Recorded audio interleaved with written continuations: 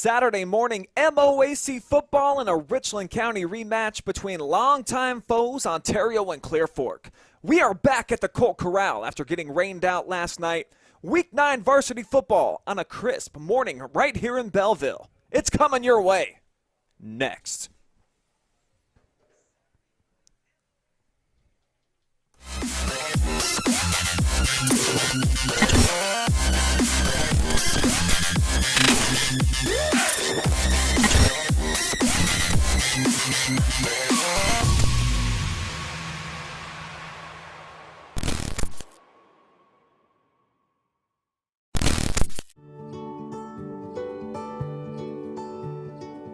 We are uniting Park National's family banks under one name to serve you more. This bank's about service to the community. I mean, your customers become your family, and by and large, you become their family. Customers do come in and they do feel like they're a part of our family, and they feel like they know us and we know them and we care. Park National, our family of banks, all together now.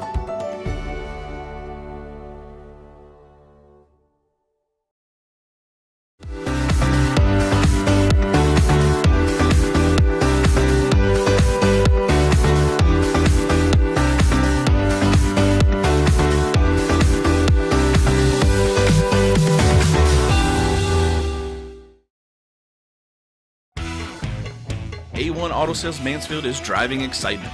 You asked for it, you got it. A 3-month, 3,000-mile warranty on all vehicles. A local veteran-owned dealership caring about the community, providing quality vehicles at rock-bottom pricing. Cars, trucks, SUVs, and vans of all makes and models. No bones about it. Daisy the Doodle says, thanks, A1 Auto Sales Mansfield, for making my first-time car buying experience simple. Located at 100 South Illinois Ave, A1 Auto Sales Mansfield is the dealership for you.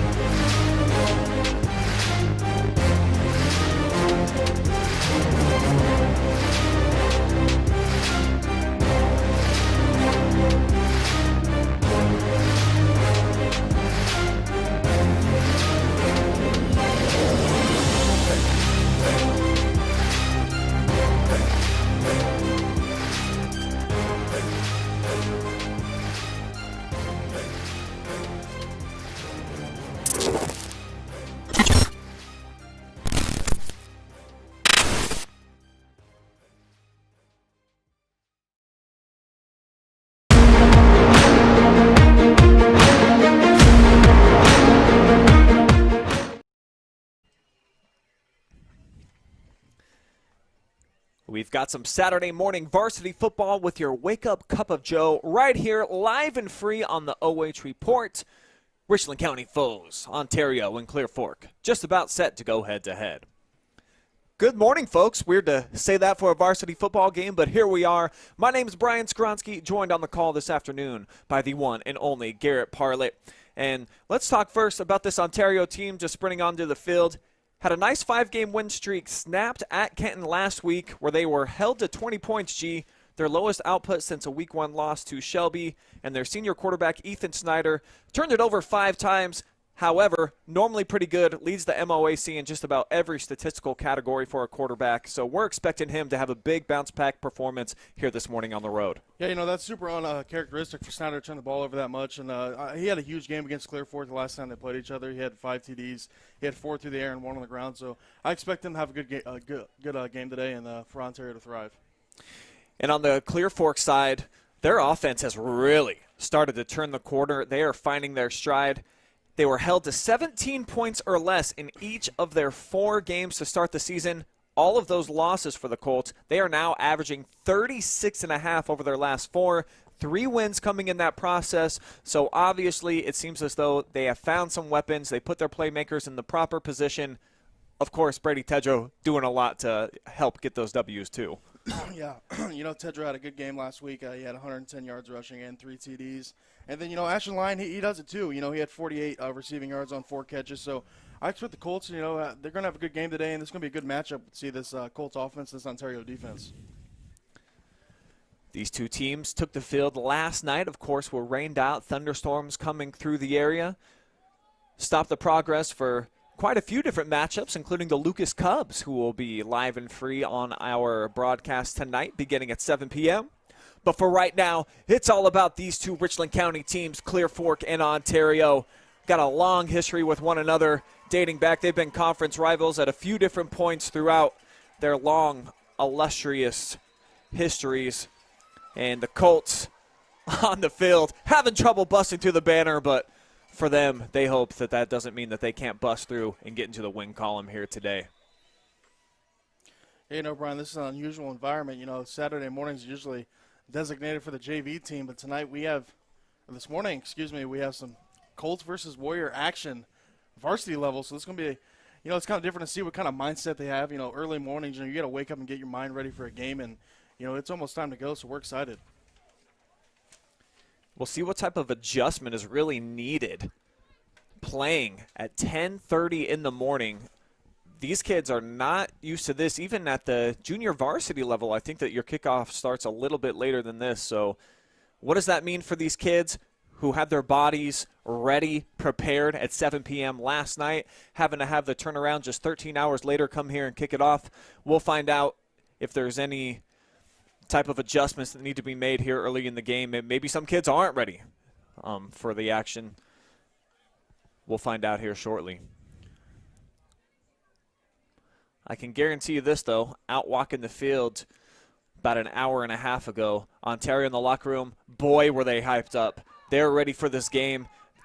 Quarterback come out, Ethan Snyder looked up at the clock, and he was like, man, still 70 minutes. He said that he was, gung-ho, ready to go right then. And on the flip side for Clear Fork, their coaching staff led by Dave Carroll, who's been here for a long time now, I believe 13 seasons, always has his kids in the right mind frame, ready to go, come out and play, knock out your teeth style football. Yeah, the Colts have dominated the series in the last 45 meetings. The Colts have won 40 of them. So, if you're the Warriors, you're playing little brother right now, and I think they're kind of sick of it. They've had a great season. I feel like they're going to come out here and, show the Colts, what they're made of.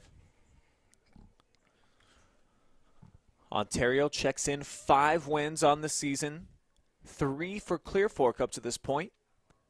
Winners in 3 of their last 4, though, as mentioned. And then Ontario shook off an 0-2 start against some pretty stiff competition on the road at Shelby, and then a home contest against Lucas. Rattled off 5 straight wins, including a big postseason win over Vermilion that I know that you saw in person. They put up 62 points and shut out the Sailors. So this is a dangerous team. I seen them last week in the loss at Kenton. They had chances. Very well, easily could have moved on to round 3 of the postseason. So I think they got the weapons in the right places. They got a good coaching staff. Pretty good team on both sides of the football. Yeah, on offense, man, they're loaded. They got Nolan Payne, Griffin Shaver, Owen Hatfield. I mean, the list goes on and on. They can get it out to their playmakers and score at like all 3 levels. And then they got a sneaky running back in Isaiah Ginn who took a few to the house when I was there for the Vermilion game. So, I mean, they're loaded on offense and defensively. They shut out Vermilion, which I know Vermilion didn't have a great year, but, I mean, that's still a pretty good accomplishment. So, this Ontario Warriors team, they're pretty stacked and they're pretty built well for success. Gave up 32 last week in the loss on the road at Kenton. That's the most that the Ontario defense has allowed all season long. we'll see how they deal with Brady Tedrow and company. Tedrow's really had it rocking and rolling, man. He got hurt, I believe, in the first meeting between these two teams, where Clear Fork got off to a 14-0 start, and then Brady went out of the game. And then Ontario just went on an absolute tear, ran off 40-plus unanswered to close out a big victory for them at home.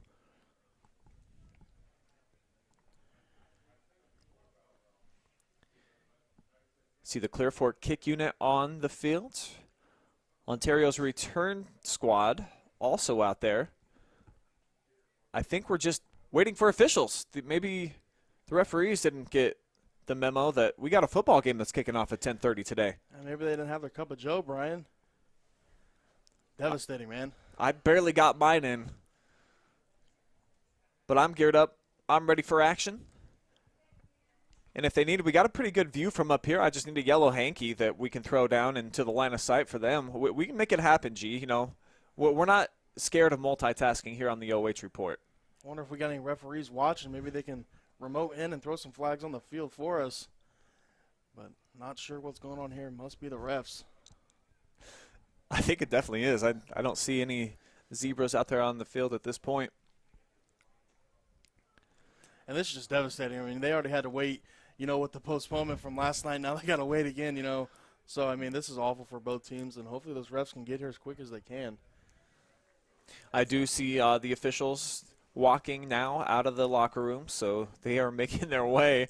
I don't know if they get a warm-up period where they can stretch and get their whistles lined out or whatever, but should be pretty close to football action coming up here soon on the OH Report.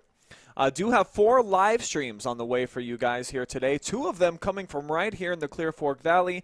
We will have tournament girls soccer between 2 other Richland County foes. Of course, the Lady Colts will be hosting today, taking on the Lexington Lady Lex. That a 3-4 matchup for the right to advance into the round of districts. So you can hear me on the call for that one, along with Kyle Alexander at 3 o'clock today. Travis Berardi will be over at Northmore for a girl volleyball match. That tips off at 2:30, if that's the proper term for volleyball. I think tip-off. We'll go with that. I think it works, bro. And then tonight at 7 p.m., we got a big one. The Lucas Cubs in the Region 25 Division 7 quarterfinals. They are taking on Independence. You can catch me on the call for a 3rd time then. If I make it throughout the day, I will have Bruce Wyrick as my color commentary for that game. So a lot of live sports to be excited about here on the OH Report. Live and free today, no paywalls. I know you Warriors fans, unfortunately, you've been stuck behind those all season long. And excited that we finally get you on a broadcast here today where you can watch free of charge on your Facebook, YouTube as well. And if you have a smart TV, make sure that you get the app and you can just pull it right up there. That's what I do when I watch the OH Report. Like last night, took in the second half of the Ashland football game that finished up at about midnight, along with the East Knox playoff game. Unfortunately for our Bulldogs, they didn't advance. But how about the Arrows, man? I think even though they're the number 2 seed, a little bit of a surprise that they've gotten through to the 4th round. Yeah, you know, I didn't believe in them. I mean, I'm just going to come out and say, you know, they played Mansfield Senior early in the year, and it was a close game, and I thought that maybe Mansfield Senior would get that edge and come in and beat them, but they didn't. And then they hosted Norwalk, who's a tough team. You know, Norwalk, they're a perennial powerhouse almost, and they knocked them off too. So hats off to Ashland, you know, and maybe they make some more noise in the postseason.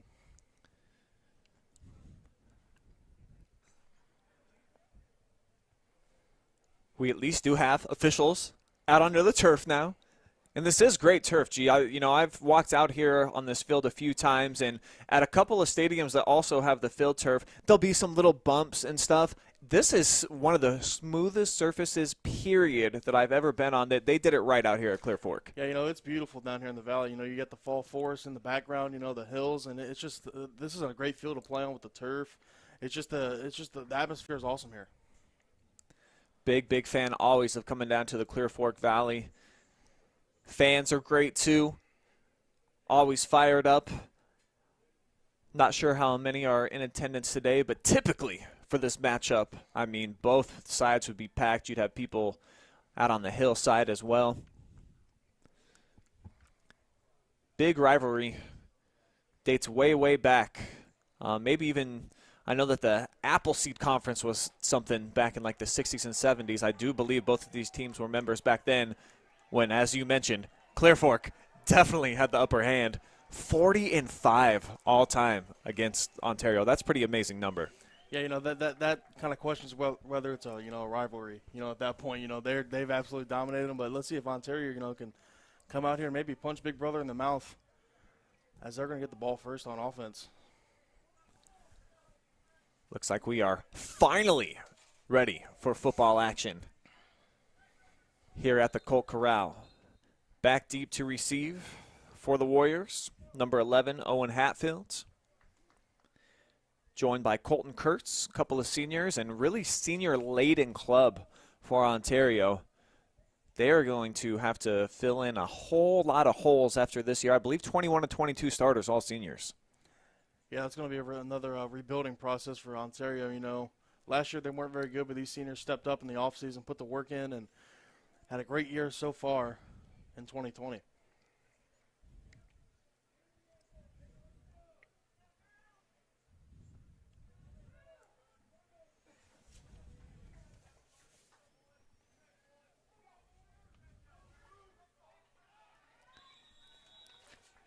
And that whistle indicates that we are ready for football. Here we go from the Clear Fork Valley. And it's a short kick, a little squib action. Taken on the hop by Chase Studer. It's going to be interesting to see, Brian, what Ontario's offense is going to come out and do. Maybe if they're going to open the floodgates and maybe get the passing game going, if they're going to stick with the run with Jalen Scott. So see if this Colts D can stop these playmakers on the outside. Ontario definitely has a ton of talent on the offensive side of the field, led by their senior quarterback, Ethan Snyder.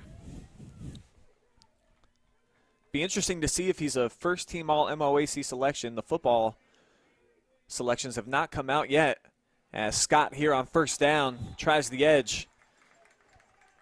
Doesn't find any room, stopped right at the line of scrimmage. Tough competition for Ethan Snyder. You got Marshall Shepard. He's also in the MOAC, and he's been playing really good so far. But, Snyder's been dominating in all categories, so it's going to be hard not to pick him for all MOAC at quarterback. Ontario goes no huddle, as they've done throughout most of the season.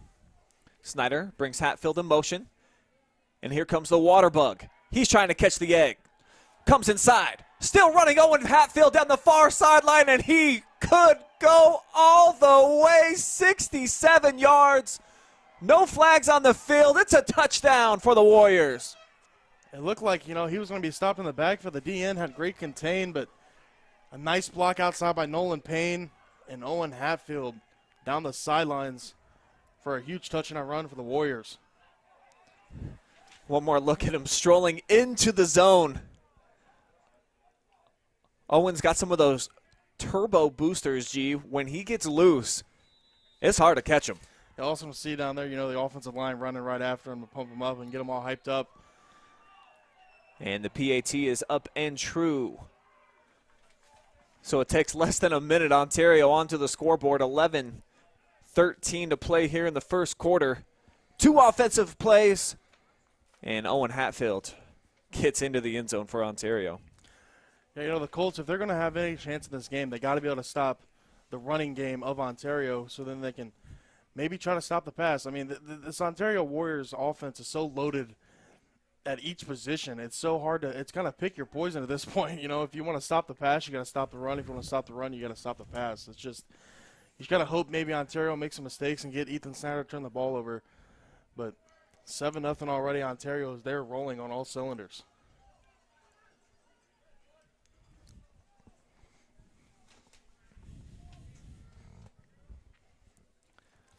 So the Warriors strike first. We'll see if we're in for a good old-fashioned shootout here at the Corral.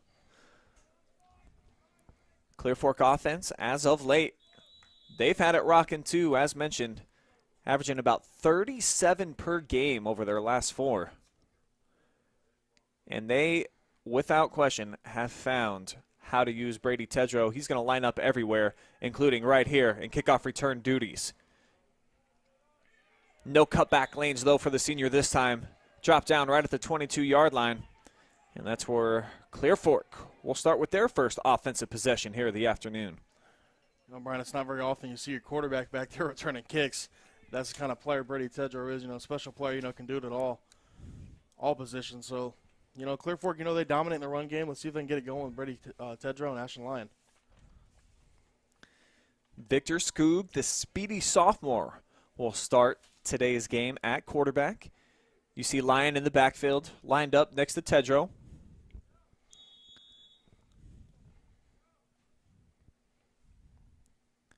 Victor from under center. Tosses, and here's Brady. Finds a little crease. Falls forward for a gain of 4.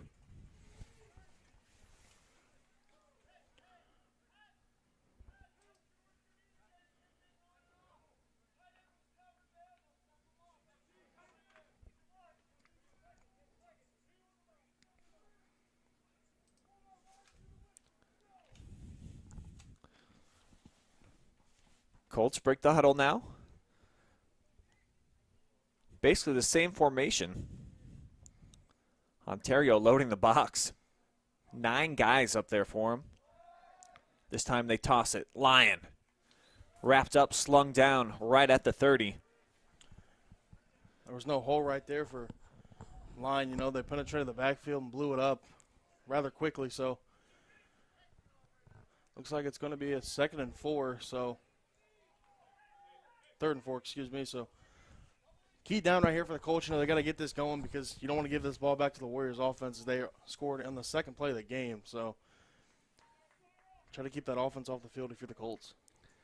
And for the starting Ontario defense, Big John Nagel on the defensive line has been amazing throughout the season. See if he can stuff things up here. 3rd down, and they do. They're going to stop Brady about a half yard shy of 1st down yardage, so it'll bring up 4th and short. And we'll see if head coach Dave Carroll and company elect to keep the offense here on the field, roll the dice. So early in the game, just over 2 minutes gone by, and the punt unit will come on.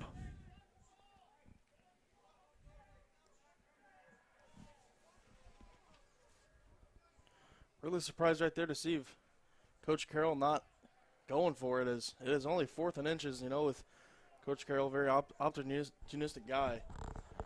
Surprised to see him not pulling the trigger here.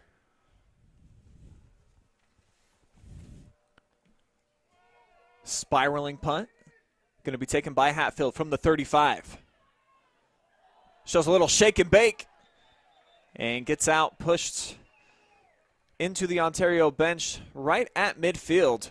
So solid field position here for the Warriors to start their 2nd drive. And right now Hatfield showing he's a pretty special dude. I think he's only listed at about 5'7", but man, he's got some nice wiggle. Certainly have seen the speed as well. He's been a fun player to watch throughout his career. He's got a lot of shake to him. He makes a lot of people miss, Throughout his career, he's definitely been kind of undersized, but, he makes up for it with the be able to wiggle and the run, the speed he's got on him. So he's a good player. Warriors empty out the backfield. 4 wide here to the near side. Snyder with the hard count. Seen him get Kenton last week with about 4 infractions against a defensive lineman. So that's something that Snyder has certainly developed throughout the season, a good hard count. Didn't have any space to work with that time, though, maybe a half yard on the gain. As we go back to Hatfield, he had a 33-yard touchdown run early in the year against Clear Fork, and he also had a 25-yard touchdown catch. So, the Colts cannot stop Owen Hatfield. He seems to have got their numbers. So, super interesting to see if they can stop Hattie. On 2nd down, Jalen Scott right into the teeth of the defense. Was able to find a little crease and get through. At the replay, there's just no room. The defensive line kind of blows it up, but he does get a 2nd push from his big O lineman. So, looks like it's going to be 3rd and 6 here. Looks like right on the 51-yard line for the Warriors. Ontario again going to go with the empty set. Looks like 5 wide receivers all here to the near side. Interesting formation as Snyder rolls, fires over the head of everybody, incomplete. That's a huge stop right there for the Colts defense. bringing on the punt team for the Warriors, getting a stop and getting the ball back to this Colts offense. See if Brady Tedrow can make some moves on this punt. Brady will be back along with Ashton Lyon. Both standing inside of their own 15.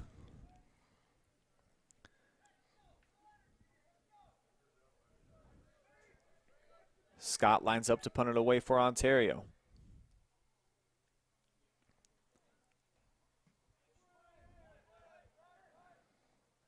And this is going to hit off the back of a Warriors player. It looked like it hit Brennan Strickler. Rolled out of bounds. If not, that was angled pretty well. Might have went out inside about the 15-yard line or so. So small break here for the Colts offense as they'll take over at the 22. Backed up in their own territory. Be curious to see if this Colts offense maybe pulls out some stops and gets some passes going here. I know they're not used to pass the ball. They like to run it, but, you know, at this point in the season, something's got to give.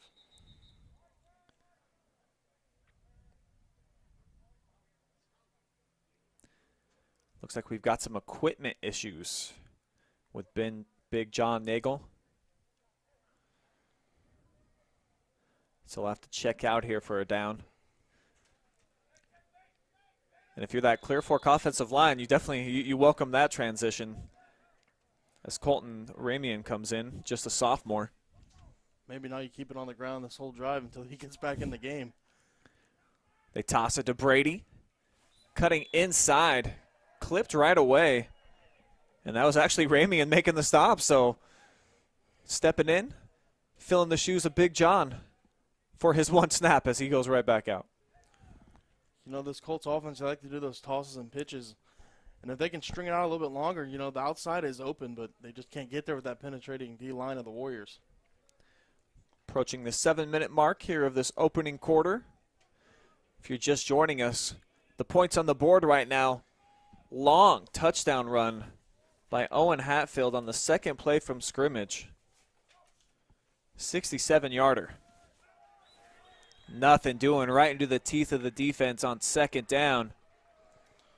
Look at this play right here by Jace Howe. Just absolutely blowing up his defender, and no one blocked him.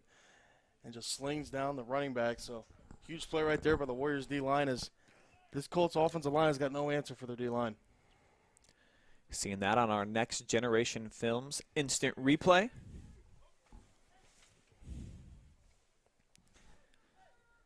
Tonight's scoreboard presented by the Black Dog Tavern, located at the Deer Ridge Golf Course right here in Bellville. They are open daily for lunch and dinner at 11 a.m. Is it even 11 yet? Are they even open, G? I'd be curious to see, Brian. After this game, I have to stop over and get some grub. Definitely need that. Delay a game is the call against the Colts. Surprised to hear that you're hungry, Garrett. That's a rarity. Yeah, for sure. You know, I haven't been eating very much lately. Stomach's getting a little hungry, so I am starving, Brian. Late night last night, didn't get to eat, so food is definitely in my mind right now. Though we did have some snacks delivered up to the tree house in Lucas, so shout out to Taylor Eisman, the athletic director over there, for taking care of us. And I do look forward to going back and calling some playoff football there tonight. Should be a good game. As a matter of fact, Lucas's opponent, Independence, Scott Spittler, their head coach, said that they are very similar on tape to this Ontario team in terms of athletes, as Skoog lobs this one up dangerously. Jalen Scott had a shot at it, wasn't able to bring it in. Boy, that was avoiding a big bullet right there for Clear Fork. Right here, you know, you just gotta, at this point, you just gotta eat that. You know, don't throw that up in enemy territory like that. It almost got picked off by Jalen Scott. So, you know, critical error right there for Skoog, but at least it wasn't intercepted if you're the Colts fan. So it would have been 4th and 14, but I believe that they called actually pass interference, so it worked out very well for Clear Fork. Got a huge break there. I didn't see much on the coverage. It looked like pretty solid to me. Yeah, you know, it's hard for a ref right there to call that because it's just kind of like it's just a lame duck up in the air. Just whoever goes gets it, you know, gets it. But goes in the Colts' favor. They're going to have first down here, so maybe get some momentum here and get the run game going. Yeah, we'll see if they can cash in, catching a big break into moving the ball here. As first down, man in motion. He's got it. It's Ethan Staley. And the junior falls forward for about a gain of 1.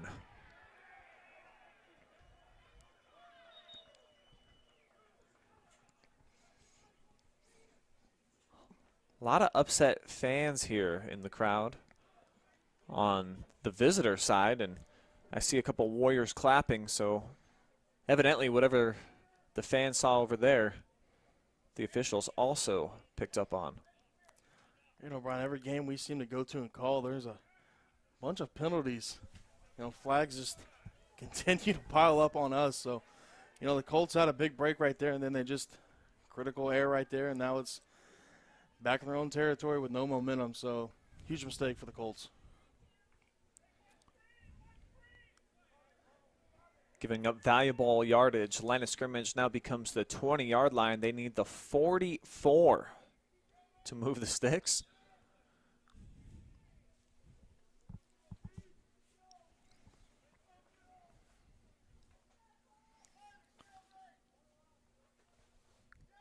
Colts break the huddle. One man split out wide to the top of the screen, that being Logan Hirsch. And they'll just toss it. Tedrow had a hole this time. And he sneaks his way out to the 33. Good run right there. You know, he had a hole there. And offensive line had some movement up front and got Tedrow a hole. And good gain right there for the Colts. But now it's, you know, third and, you know, forever it seems like. So with this Colts offense seemingly only running the ball, let's see if maybe they can do some trickery and get some pass plays off of this. We haven't seen Tedrow line up at quarterback yet today. We know he will at some point. And he's been really sharp since he's moved to the running back position. When they have put him under center in passing situation, I think he's completing about 80% of his passes the last several weeks. So it's been working out for him. As they set up play action, try to get the screen play to Brady, and it doesn't work. Big sack on the play, whipped down in the backfield by Mengus Hart. Little play right here. Here's the replay.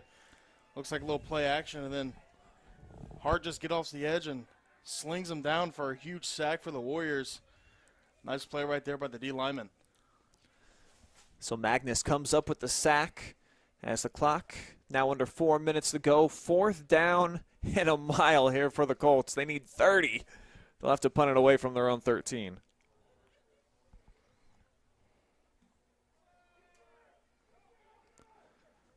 Hatfield lets it skip. He now picks up at midfield. Burst of speed and gets 16 on the return. And again, it's going to be quality starting field position for the Ontario offense. Weren't able to do anything with it on their previous possession. We'll see what they do here on drive number 3.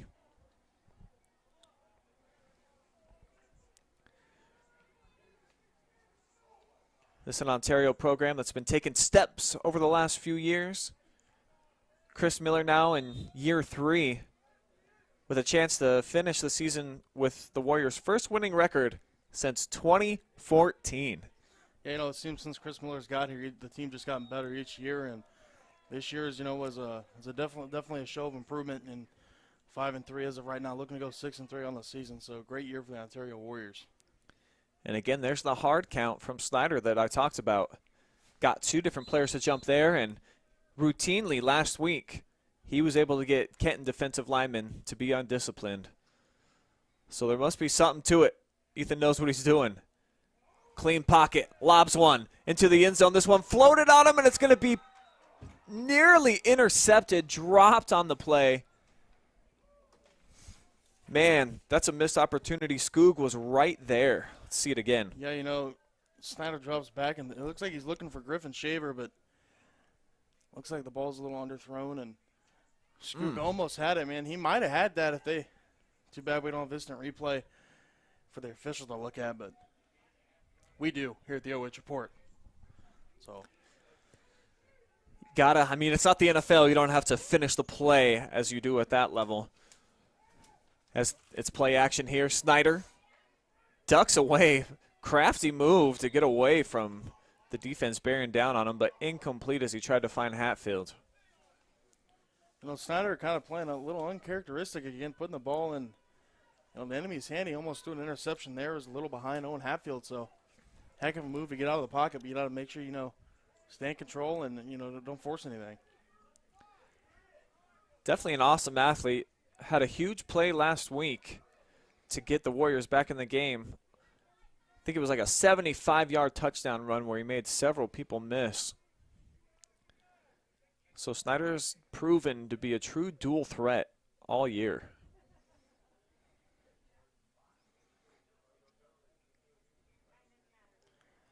Got another flag against. A 1-yard penalty? Maybe a bad spot, man. I'm not sure what's going on. Maybe those refs were maybe not prepared. They're a little late to the game. Mindset might not have been set and ready to go, but here we go, 3rd down for the Warriors. Ontario needs 5. Scott with a couple of lead blockers. And you see him muscling his way. He's going to get it. And it looks like he just gets lost in the pile in between the linemen and then sneaks out of there and grinds his way for a 1st down. Nice run right there by Jalen Scott. Warriors tempoing him now. They'll keep it in the hands of Jalen. Jump cut. Tedro got him low. Clipped him down at the 18-yard line. Another gain of 6.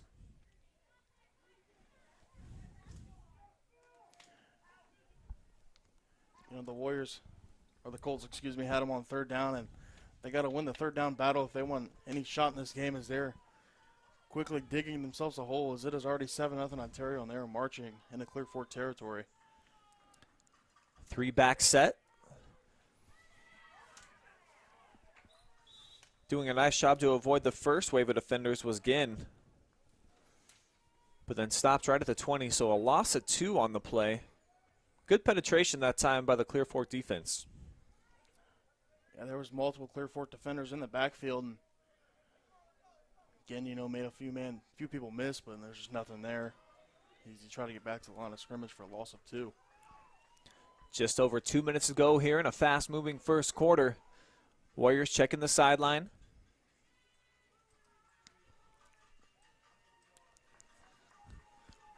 We'll see what they adjust to. Snyder, clean pocket, fires in zone. Incomplete. Man, what a play right there by Griffin Shaver, even though it was incomplete. Here's the replay for you folks. It looked like that was pretty close.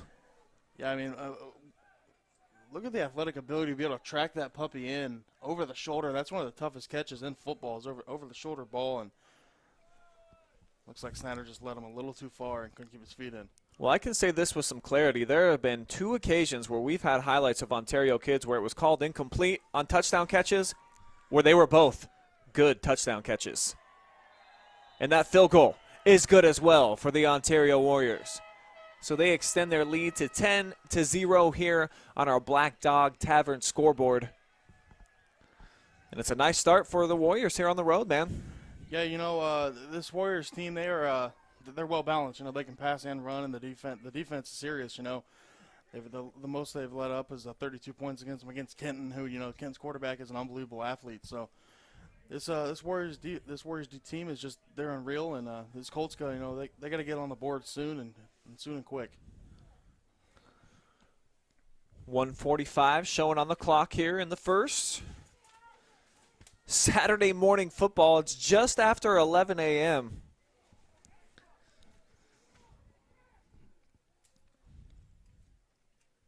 And right now it's a 10-0 cushion for the Road Warriors.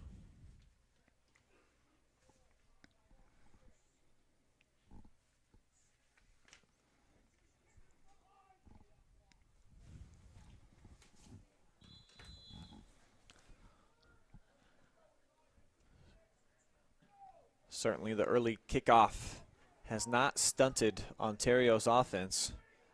2 scores in 3 possessions. Tedro takes a pop.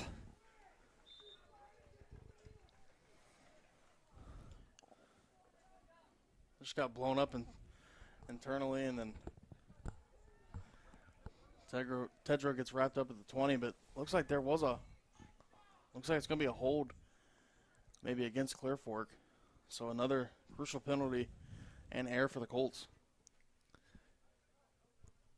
They're going to back up inside of their own 10 to start this drive. So Clear Fork definitely has not done themselves any favors on offense. They've had multiple penalties here already this afternoon. Well, morning. Still weird to say.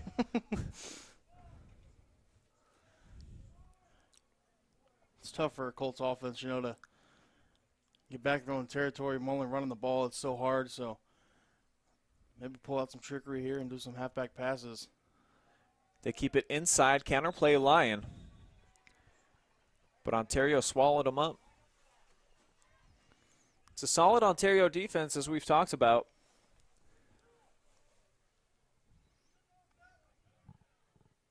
Shutout against Vermilion in their playoff opener. Only allowed 13 on the road at Pleasant. A shutout the previous week against a pretty solid Galleon offense. And only gave up 14 against Clear Fork the week before that at home. So they were on a nice little stretch until they had to face the #1 passing offense in the entire state last week, where they got gashed a little bit for 32. Warriors bring the blitz, and it leaves a big crease. Here's Ashton Lyon looking to break away from the pack. Tripped up, but not until he got to about midfield. Huge play for Clear Fork, easily their biggest here of the morning. Here's a replay. It's another misdirection to the other way, and man, he is one arm string tackle away from a touchdown for the Colts. But Colton Kurtz, what a play to athletic ability to run down there and stop him from breaking away and getting Clear Fork on the scoreboard. So now some momentum for the Colts. See if they can ride this out and get on the board. Could be the final play here of the first quarter, and it's going to be Tedrow from the Wildcat.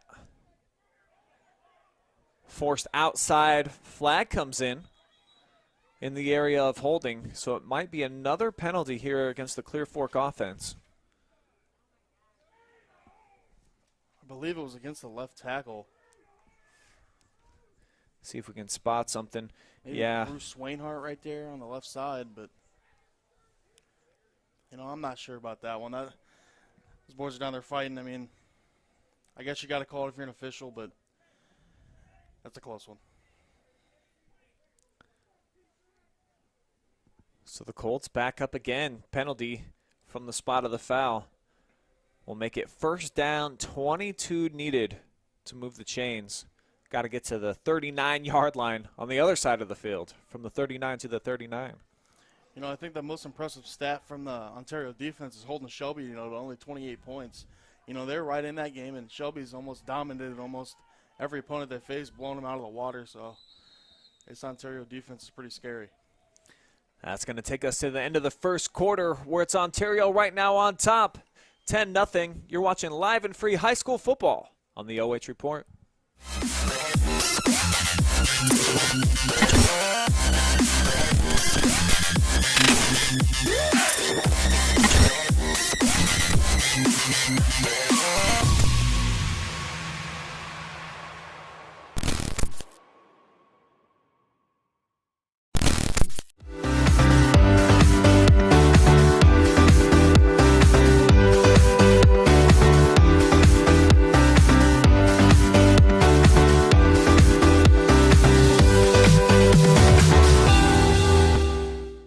Customers do come in and they do feel like they're a part of our family, and they feel like they know us and we know them and we care. Park National, our family of banks, all together now.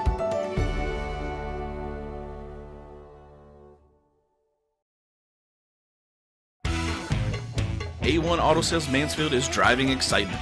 You asked for it, you got it. A 3-month, 3,000-mile warranty on all vehicles. Located at 100 South Illinois Ave, A1 Auto Sales Mansfield is the dealership for you.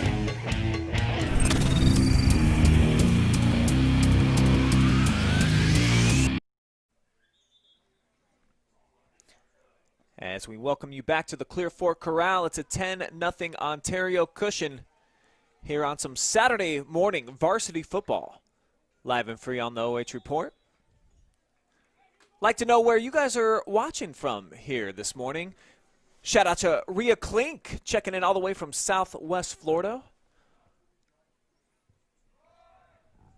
Watching the action here and seeing Brady Tedrow with a nice burst out across midfield. So weigh in on the comment section on our Facebook and YouTube feeds. Let us know, how are you watching today's Ontario versus Clear Fork Richland County rivalry? Huge gain right there by Tedrow on a nice hole by the Colts O-line. You know, now that it's back to manageable, as it was first and 20, excuse me. Now it looks like it's going to be 2nd and 10. So Colts back in there, moneymaker down right here. And that's what you got to do with this Clear Fork offense. Of course, not real explosive through the air unless they can get into some premium passing situations, at least for them, where it could be a running play. As they toss it here to Lyon.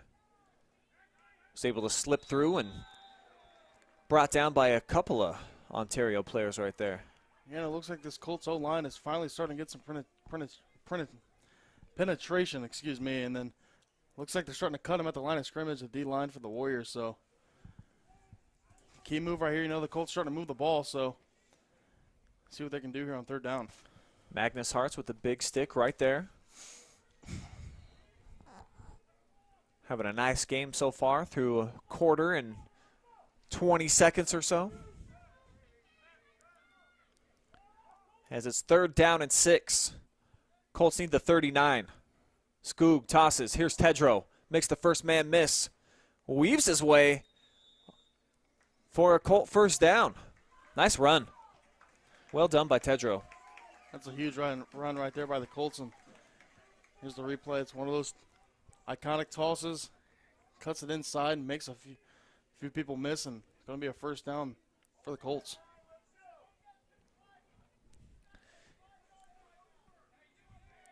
Would like to say hello to Jenna Gregory Hatfield. I assume cheering on Owen right now, all the way from North Carolina.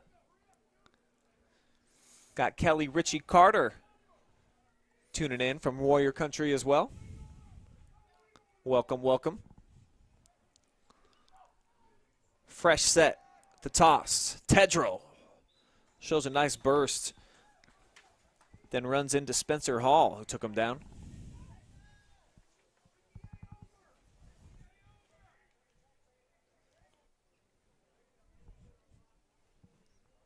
Colts offense starting to move the ball a lot better in the 2nd quarter than they did in the 1st. See if this Warriors D can bend and not break. It looks like it's 2nd and 4 maybe. Warriors loading up the box, and rightfully so. Clear Fork's had it going, rushing, and nothing going that time as they tried to sneak it into Lyon. And he got dropped down immediately. Yeah, you know, they just subbed him in, and Nate Hazepool just comes in and absolutely blows up that play. Huge play right there from your senior. You know, that's what they teach them D linemen. You know, if your guard pulls, you know, turn that opposite side shoulder and blow up that play, and that's exactly what he did. And he got the tackle in the backfield. So nice play right there by Nate Hazepool.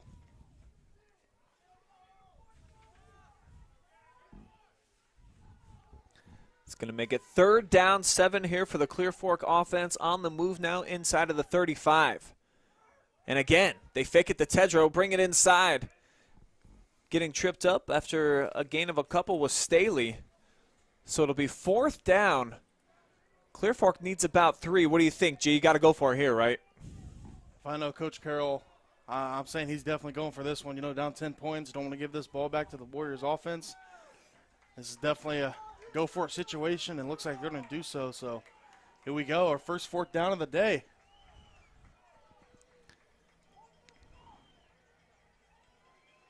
Skoog under center.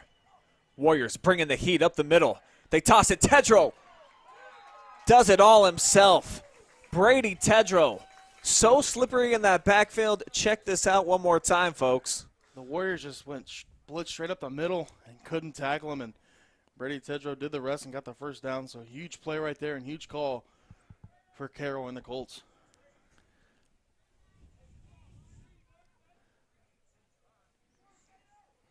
So a new set of downs here for the Ontario defense to deal with, as Clear Fork now out to the 22-yard line. looking to break into the red zone for the first time this afternoon. 7:45 to play, second quarter.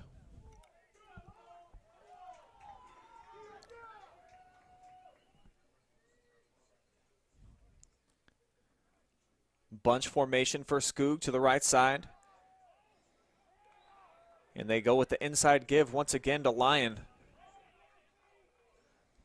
Ontario has not been fooled by that one about the last 3 times. They've really they've stacked up, made the plays on that inside give. You know, Nate Hazepool, you know, he came in, he wasn't starting as a D lineman, but he's made a few big plays here. You know, he had a tackle for loss earlier, and now another big play on this drive, so maybe keep him in. You know, he is dominating this Colts O-line and bringing a nice spark to this Warriors D-line. Tedrow, the lone man in the backfield. Again, 3 receivers bunched to the right. Skoog turns, hands off. Tedrow with the head of steam. Hit down low, falls forward to about the 16. So he'll have 5 on the gain. Bring up a 3rd down and 4. Manageable here for this Clear Fork offense again. Yeah, and it looked like there was nothing there, and then Tedrow just pulls something out of his hat and gets 5 off of it. And now it's 3rd and 5 and manageable for this Colts O. So we'll see what they got up their sleeve on this play. And it definitely feels like it's setting up for a big play action at some point here for the Clear Fork offense. Because these Ontario backers, I mean, they're pressing pretty hard on the run right now. Skoog gets about 2 more, so we'll have another 4th down situation. Warriors going to need to stop them from getting 2 yards here. You know, there was a definite hole there, but it looks like as Tedrow was pulling, he also knocked over one of his own linemen, and then Skoog had nowhere to go as he just tripped over on the body. So 4th and 2 here. Clear Fork in Ontario territory. Huge play right here for the Colts. The offense again stays on the field. 2-back set. Tedrow, the deep back. He's got the toss. Cuts inside. Brady Tedrow's going to go in for a Clear Fork touchdown. 14 yards into the zone. So the Colts answer back. Huge play right there by the Colts O-lineman. Making the hole for him. It's another toss play. Ashley leading the way, and then Tedrow does the rest, cutting back and making a few Ontario Warriors miss as the Colts are finally in the zone for their first score of the day. 5:25 to go here in the second quarter. Cuts the deficit down to 10-6. Luke Labakian trying to make it 10-7, and he will do just that.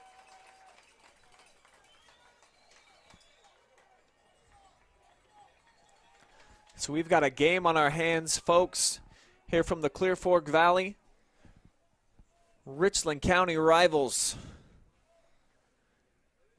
for the second time this year. That's rare that you would meet a team 2 times in the regular season, but hey, nothing's been normal here in 2020. And I think this going to be a pretty exciting matchup as things continue to unfold. I didn't know how this Ontario Warriors offense would match up with the Colts defense. You know, Warriors were thriving on all cylinders, but getting a few stops and holding to only 3 on that last possession. So now it's 10-7, Ontario in the lead. But, you know, if you're a Colts fan, you got to be happy. As of right now, the game is still in the balance. Like to thank our generous sponsors for allowing this morning live stream to happen, including Spherion Mid-Ohio, your connection to local jobs. From light industrial to skilled professional, they have opportunities for everyone. Visit midohiojobs.net and let's get to work.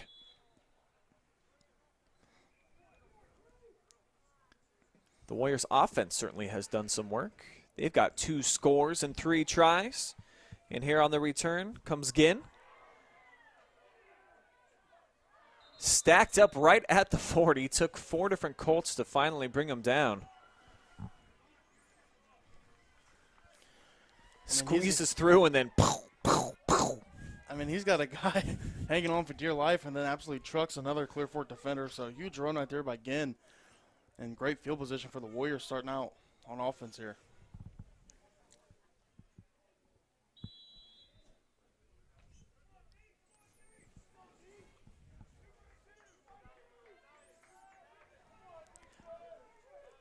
First down and 10 from the 40. Warriors come out 4 wide. Snyder keeping all the way. Goes inside left tackle for a gain of 5.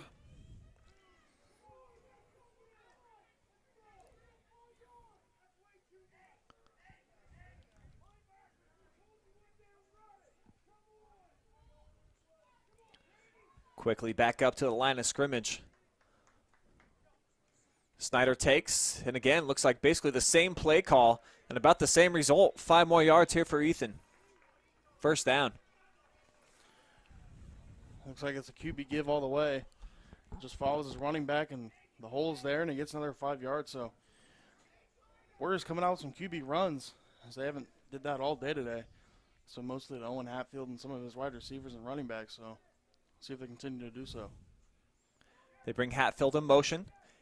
He'll get the give. Coming near side. Owen's got a big block, and he could race in for another score. It looks like he's going to do just that. 49 yards this time. Owen Hatfield, his second rushing touchdown of the morning here at the Colt Corral. You know, he had a huge day against them earlier in the year, and another huge day here. Owen Hatfield, a.k.a. the water bug, man. What a play right here. Looks like the same touchdown from earlier, except for the opposite side, and follows his blockers and speeds off into the end zone. You got to give a lot of credit to the blocking that developed there. Waterbug didn't have to do much, but when he gets some space and some room in the open field, no chance of catching number 11. He's ghost that time, and it's now pushing the lead for Ontario back up to 10 points, 17-7. Take one more look. Man, just setting the edge. That's exactly textbook what you call this right here, G. Yeah, you know, his wide receivers do a great job blocking. You know, Nolan Payne with a dry block on the outside, and Owen Hatfield does the rest, racing to the zone. It's 17-7 here at Clear Fork with Ontario in the lead. Didn't take him long. No, it didn't. 4:23 on the clock. Just over 1 minute to answer back with a touchdown. Hatfield over 100 yards now rushing.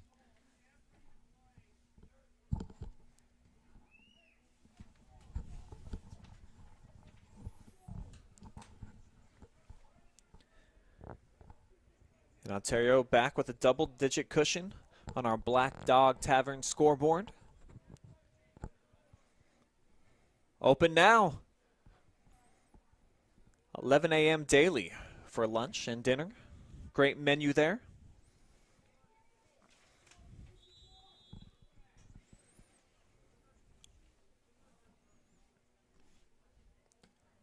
Warriors kick it deep. Here's Tedrow from his own 6. Brady's got a couple of blocks. Brady with a big hole up the middle. Nice tackle made.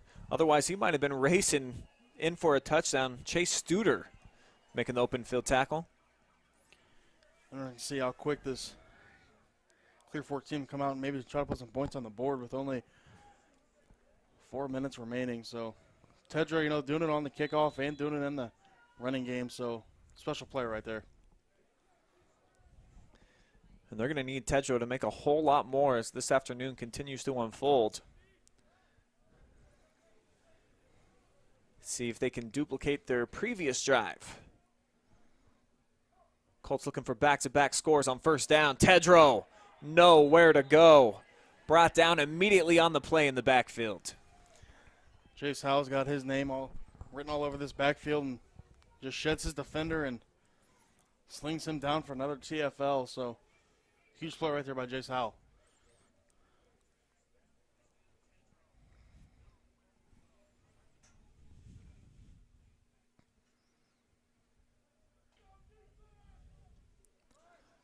Colts break the huddle with 2 receivers. Ashton sprinting out to the top of your screen. Logan Anderson here down to the near side.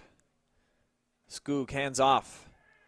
And Tedrow, again, no space as back-to-back plays and back-to-back tackles for loss by this Ontario front. You know, the Warriors got the momentum on their side now. They're dominating up front, and there's just no hole to go. You know, he didn't have time to look up before he was hitting the backfield. So this Warriors D is trying to get their ball back to the Warriors offense, get another score in before half. That was Chance Mullins busting into the backfield to disrupt that before it ever had any type of chance of getting started.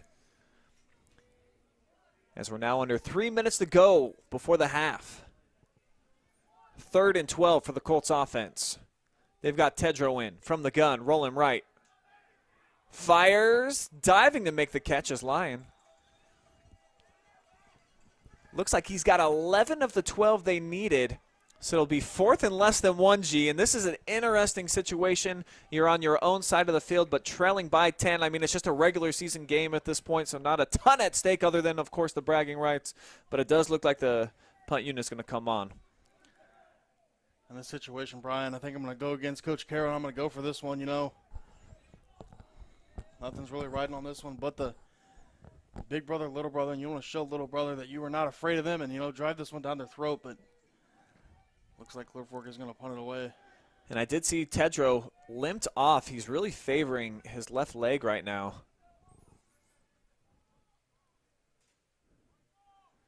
Have to keep an eye on him. 4th and less than 1. Clear Fork will punt it. Here's Owen. He takes it from the 26. And Owen gets out to about the 35-yard line. So Ontario's offense will have 1 minute 43 seconds to play with here. And we know they've been dangerous throughout the season in the passing game. You know, they haven't opened it up much for the passing game so far because the jet sweeps have been working Owen Hatfield. So, you know, only a few minutes remaining in the half. Maybe open it up and get it to your playmakers on the outside like Nolan Payne and Griffin Shaver. You know, I know Griffin Shaver's waiting his opportunity. He always makes big plays when he touches it. So let's see if they can get him the rock. Warriors go with the single back set. And here's Hatfield again. He's got a catch. Dodges a couple of would-be tacklers. Hit down for a gain of only about 2, so nice play, but didn't get him much. And the clock continues to roll under 90 seconds. I know, Brian, that was $1 million move right there with a 10-cent finish. There's nothing after the catch there, but here comes Ethan Snyder. And he's got a completion. Payne keeps his feet in bounds. And he's into Colt territory. What a throw right there by Snyder. You know, he got hit as he threw that, and then the toe drag swag from Nolan Payne right there on the sideline to keep his feet in bounds for the catch. And the Warriors continue with the tempo after the first down. From the Clear Fork 49, Ethan rolling left, loads up, throws. This time Shaver, the intended target. He couldn't bring it in.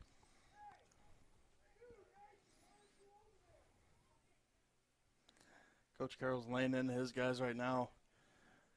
As this defense seems that they are falling apart at this Ontario Warriors offense. Let's see if they got something up their sleeve to stop this Warriors O.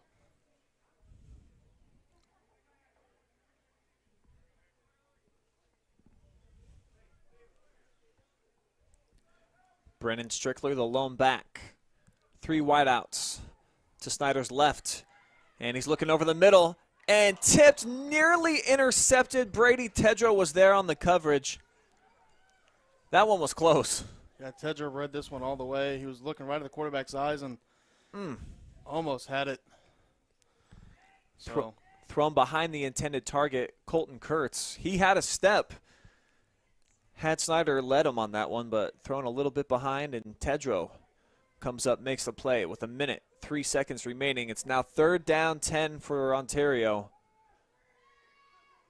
As Snyder escapes, throws, incomplete. Brady again there to break it up.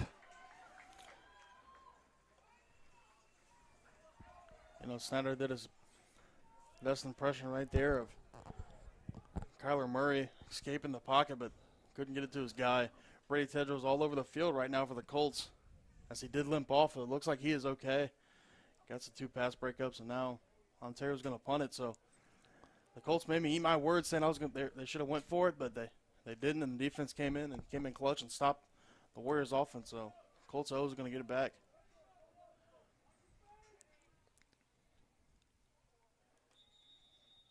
Colts were bringing some heat there as they brought Brady Tedrow, who normally fields the punts. He came up to rush. But a whistle and a 5-yard penalty against Clear Fork. So maybe this makes it a little bit more interesting.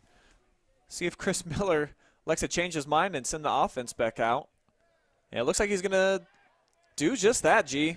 And I like this. Only 55 seconds to play.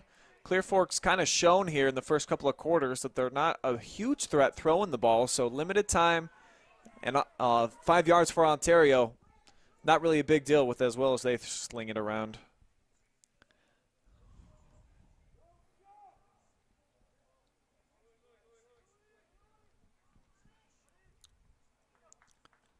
Snyder on 4th and 5 with the pump fake. Scrambles back, throws. Payne tried to make a one-handed snag. Turnover on downs. And a big stop by the Colts defense. That's a huge stop for the Colts defense. They're going to get it in good field position. You know, I've seen this act right here before. Nolan Payne was going for the one-handed catch. I've seen it at Shelby, and they called it incomplete. So, you know, at least he went up and tried for it again.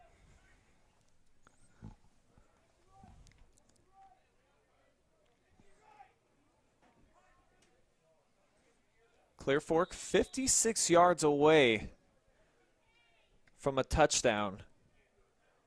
Tedrow in at quarterback. They do have Luke Labaki. Pretty decent kicker for them if they were to pick up maybe about 30, 35 yards here. Could potentially trot him on.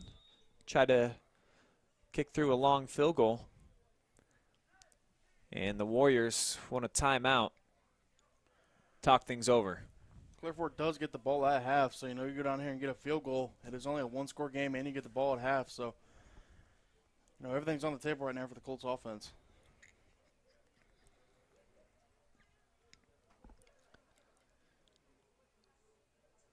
Taking a look inside the Ontario huddle. Defense so well coached. A lot of former head coaches on the Warriors staff, including Aaron Eckert, Scott Bloom.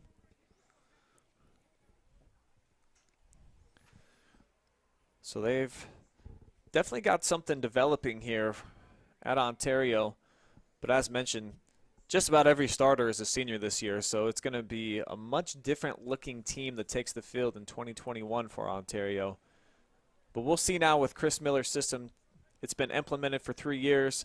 The kids that will be seniors next year, that's all they would have known is this new system. Maybe it's going to take and could be a new tradition of winning football here for the Warriors.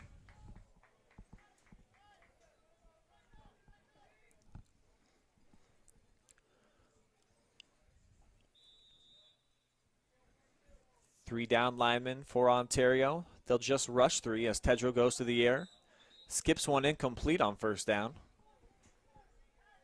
Looking for Jack Harris.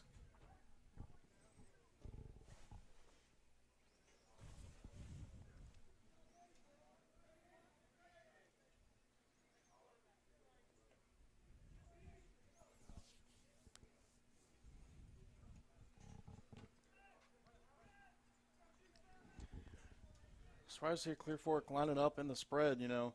Still got 3 timeouts. They'll elect to run it with Tedrow, though. Looked like he was trying to come near side and get out of bounds. Knocked down right at midfield, and right away Dave Carroll does take the first timeout here in the half for Clear Fork. 37 ticks remaining for the Colts offense as they'll be facing a 3rd and 4.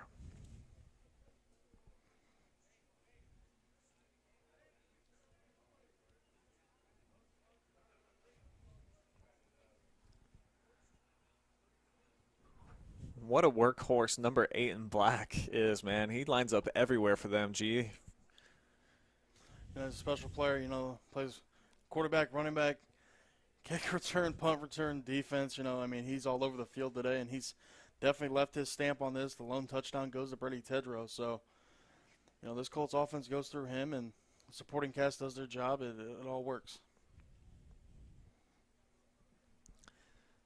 It's worked to the tune of 3 wins in the last 4 outings for the Colts.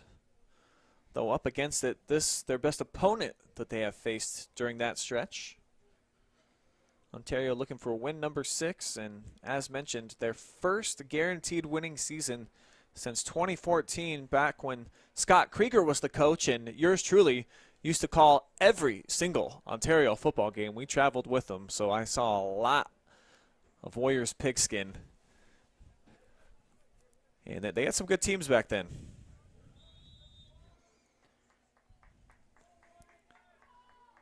Third and 4. Line in motion. Tedro fakes to him, and the tackle actually helped him out there. It's going to be a first down.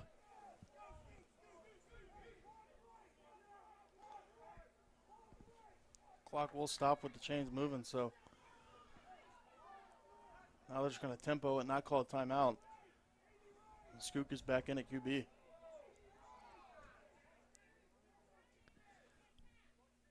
Clock now down to 18 seconds. Here's Victor, sets, fires. He's got Tedro diving but couldn't make the catch. And they just lined Tedro out everywhere, and he was open, man. If Skook could have put that one on the numbers, he's walking in for 6. So Tedro's a heck of a player, man. Definitely had Jalen Scott beat by about 2 yards. Skook just couldn't fit it into him. 13 seconds now. Brady back from the gun. Rolling near side. Harris with the catch. He's forced out of bounds at the 36. Of course, that's going to stop the clock. 8 seconds still showing. Nice throw right there. Roll out to the left and get it to your playmaker. It looks like Jack Harris with the catch, and he drugged the toes to get both of them in. So that would have counted in the NFL, not just in high school. And pretty much everything in the playbook open here with your 2 timeouts. Can try the middle of the field if you need to. Tedro. Incomplete. Again, tried to squeeze it into Jack. And 3 seconds left now. It's Hail Mary time, baby. Another timeout taken by the Colts. If I'm the Colts, I'm sending Brady Tedro down as one of my wide receivers and throw it up, maybe see if he can go up and get it. Tedro's been all over the field today. If only he could throw it to himself. I mean, that's the premier play call. If they could somehow set that up, and if anybody could do it on the field today, it would be Brady lobbing one up, hopping on his high horse, getting into the end zone, and maybe trying to bring it in.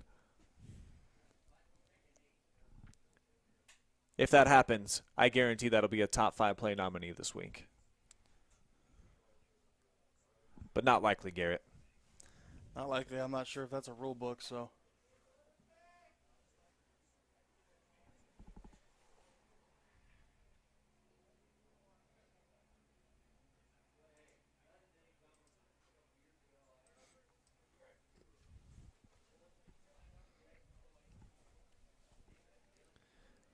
Curious to see who will line up at quarterback. Will Victor Skoog try to throw it and you get your best playmaker on the other end potentially? But I imagine Tedro's got the better arm. And you're going to have to loft this thing if you're trying to get it to the end zone at least 40 yards here. Maybe try a little hook and ladder play, a little trickery. Here we go. So 5 wide for the Colts. 3 to the near side. Ashton Lyon split out up top along with Harris. And they're looking for Lyon, and miscommunication all the way, incomplete, and that'll bring us to the end of 2 at the half. It's Ontario out in front, 17-7. You're watching live and free varsity high school football on a Saturday morning here on the OH Report.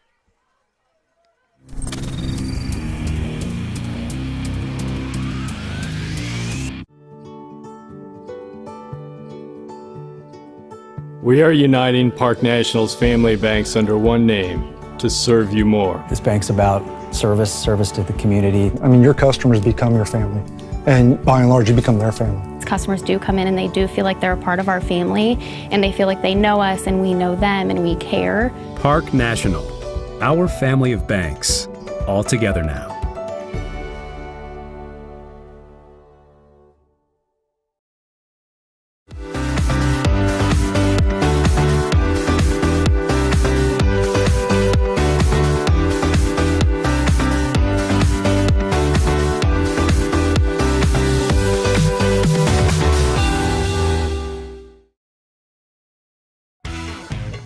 A1 Auto Sales Mansfield is driving excitement. You asked for it, you got it. A 3-month, 3,000-mile warranty on all vehicles. A local veteran-owned dealership caring about the community, providing quality vehicles at rock-bottom pricing. Cars, trucks, SUVs, and vans of all makes and models. No bones about it. Daisy the Doodle says thanks, A1 Auto Sales Mansfield, for making my first-time car buying experience simple. Located at 100 South Illinois Ave, A1 Auto Sales Mansfield is the dealership for you.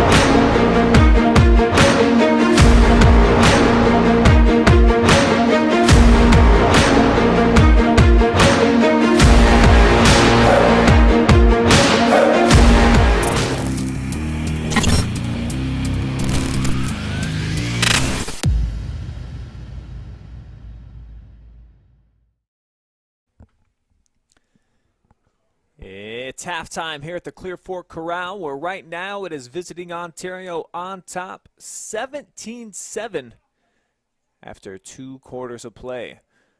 Brian Skowronski, Garret, Parlett with you here on the call, as we'll take a look at the halftime numbers. And I mean,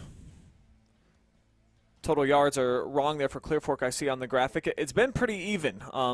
Both teams have done the bulk majority of their damage running the ball, but for Ontario, it's been the explosive plays, and it's been the 2 big runs by Owen Hatfield right now that have been the difference. Yeah, the Clear Fork Colts can't stop that jet sweep from Owen Hatfield.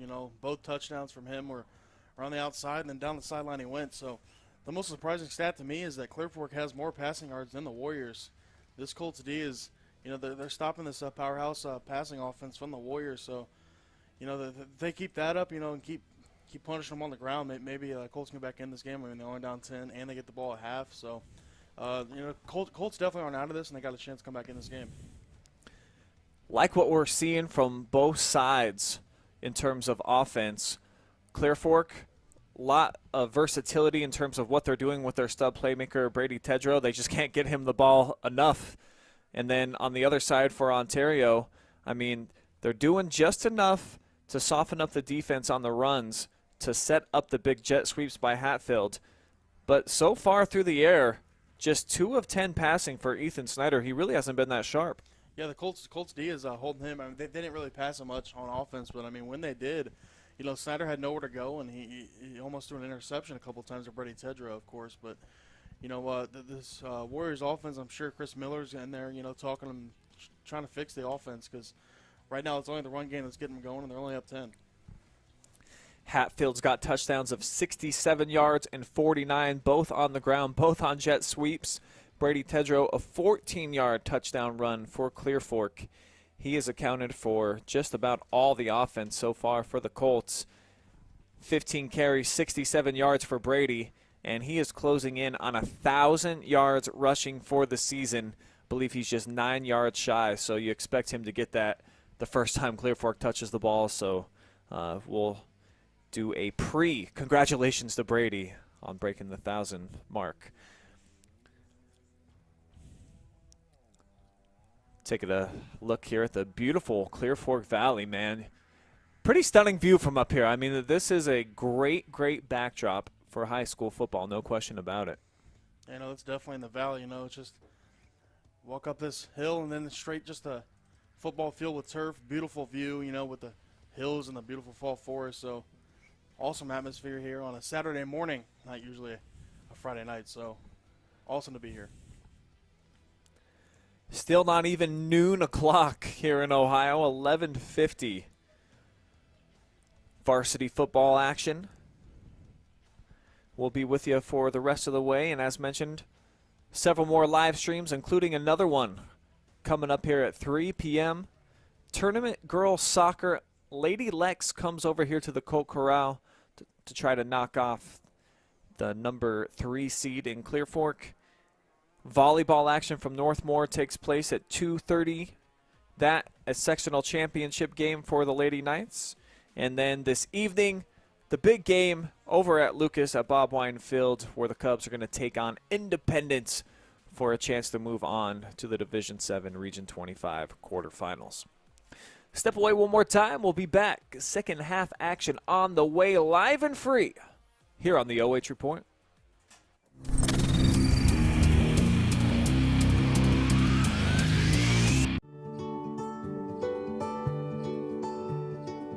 We are uniting Park National's family banks under one name to serve you more. This bank's about service to the community. I mean, your customers become your family, and by and large, you become their family. Customers do come in and they do feel like they're a part of our family, and they feel like they know us and we know them and we care. Park National, our family of banks, all together now.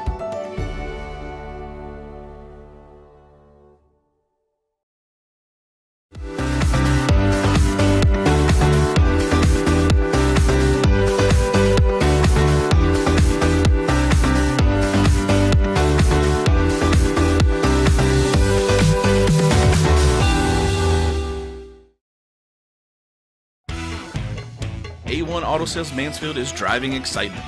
You asked for it, you got it. A 3-month, 3,000-mile warranty on all vehicles. A local veteran-owned dealership caring about the community, providing quality vehicles at rock-bottom pricing. Cars, trucks, SUVs, and vans of all makes and models. No bones about it. Daisy the Doodle says thanks, A1 Auto Sales Mansfield, for making my first-time car buying experience simple. Located at 100 South Illinois Ave, A1 Auto Sales Mansfield is the dealership for you.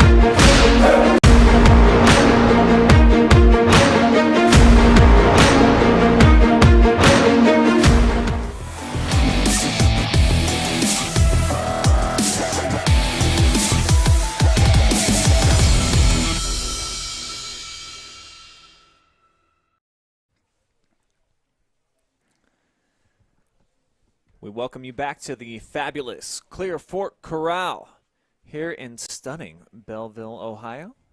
Brian Skowronski along with Garret Parlett on the call. It's a 10-point cushion right now for the Ontario Warriors. A couple of big explosive plays for them certainly have been the difference, both courtesy of Owen Hatfield. 2 touchdown runs for him.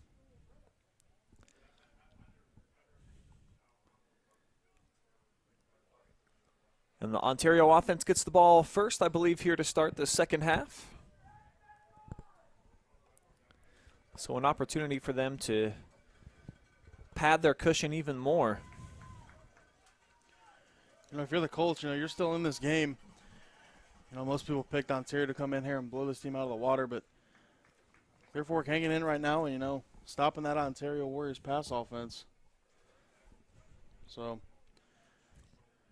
see if Clear Fork can come out and get a key stop, maybe get the ball back for their offense, because down 10, you don't want to give Ontario any more points on the board as they're already up 10. Just 2 completions so far in the contest for Ethan Snyder, and I think if I would have told you that before the game, that you wouldn't think that Ontario would have a 10-point cushion. So the passing game has not been sharp And actually, Ontario's going to have to kick it away here to start the second half. So, hey, Snyder, last time they played Clear Fork, Snyder had 5 touchdowns. He had 4 through the air and 1 on the ground. So I figured he'd come in and have another big day, but this Colts D is definitely holding him down to minimal. And they're going to get the ball to start the second half. So Colts in good position here, get back on the board and make this one a 3-point deficit. Let's see if they can do on the offensive side of the ball.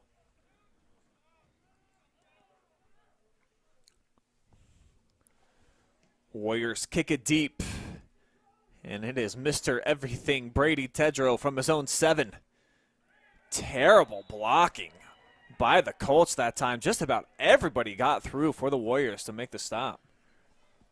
Hey, I'm not sure what happened, but there's like 6 Warriors right there to gang tackle Brady Tedrow, and there's no room, and now it's awful starting position for this Colts offense and Brady Tedrow. So let's see what they can do here. Points are definitely needed as time is starting to become a factor in this ball game.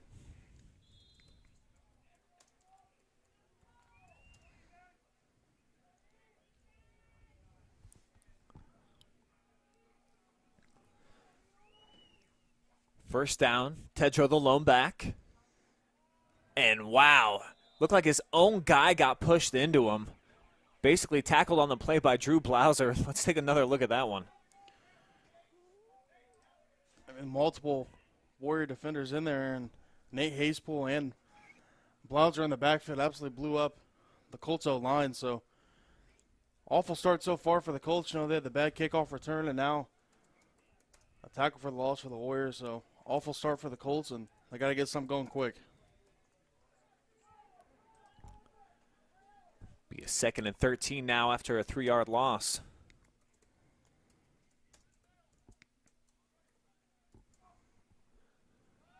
This time they toss Lyon. Weaves his way back close to the line of scrimmage, but again, not a lot there, as Ashton a little bit slow to get up.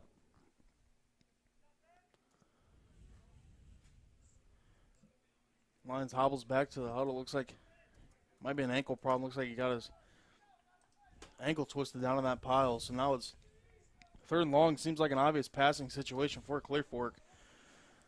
So let's see what they can do. Maybe put Brady Tedrow in the back and see if he can sling the rock to Lyons or Skoog on the outside.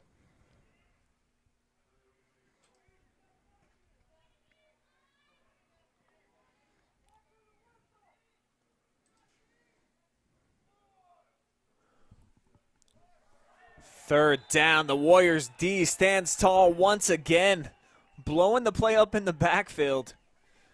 And they got some nice early momentum going. I mean, he just absolutely blew up that play, and it looks like it was a misdirection, so it was going to go back the other way, but nothing was there. Ethan Staley got rocked in the backfield. So it's 4th down here for the Colts, and awful start to the second half for Dave Carroll and his bunch.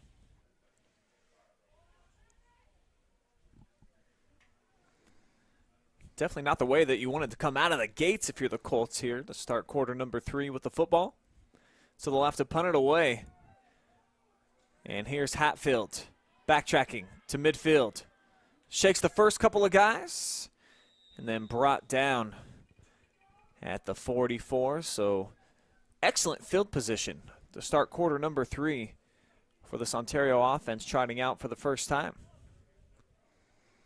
It's been the run game for the Warriors. Colts definitely cannot stop it, and so far, so Ethan Snyder having kind of an awful game so far. Only 2 completions and no touchdowns. So see if they can get it back in Owen Hatfield's hands. He's got the lone 2 touchdowns for the Warriors. Let's see what they can do on offense. He's just going to follow Jalen Scott, trying to break it out wide now. Snyder turns on the speed, and I think Lyons probably could have been whistled for a late hit there. Jog him down way out of bounds. Yeah, I was thinking they might have got him for a horse collar because he was definitely holding the back of the neck, as you see here. And then, he is clearly out of bounds and then just completely ragdoll throws him down. So a break for the Colts. First down, Ethan carrying again. Brought down low by Treyville. Tedrow got him up top. And 2 carries there. And some nice yardage. 8 yards there on first down. So it's Ethan Snyder's legs that's getting it done right now, not his arm that it usually is. So got 3 backs in the backfield with him now.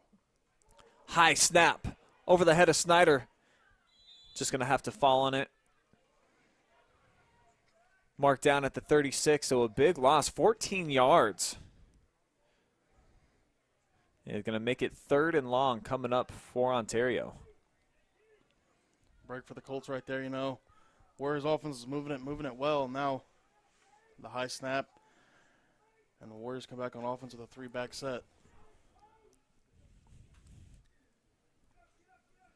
Checking the sideline for adjustments. Payne and Shaver out wide. Here's Griffin, double move. Put up top, and Griffin's got the catch inside the 5-yard line. Huge gain by Griffin Shaver.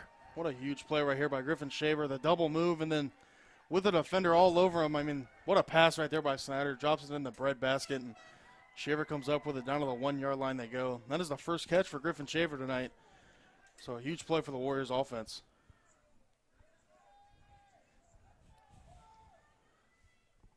From the 3, Snyder from the gun. Trucks forward, and he gets trucked. Big pop as he got met in the hole by Ashton Lyon. Man, I thought he was just going to walk in for a touchdown. The Warriors O-line did a good job, and then Bang. Lyons came in with a hit stick. So nice play right there by Lyons, you know, trying to make something out of nothing. And it's going to be touchdown Warriors now.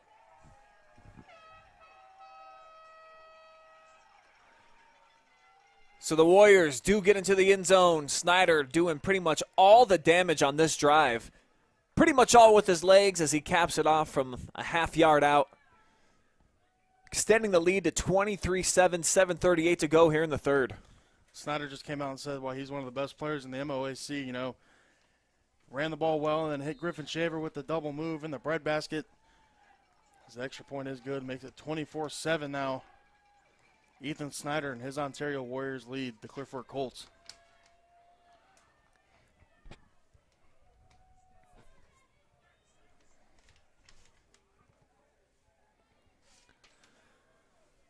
So Ontario now makes it a 3-score advantage. And it's going to be gut check time for the Colts. And can they get enough going offensively to actually get back into this game the way that Ontario's defensive front just handled them on their first possession? See if that storyline continues to be written that way.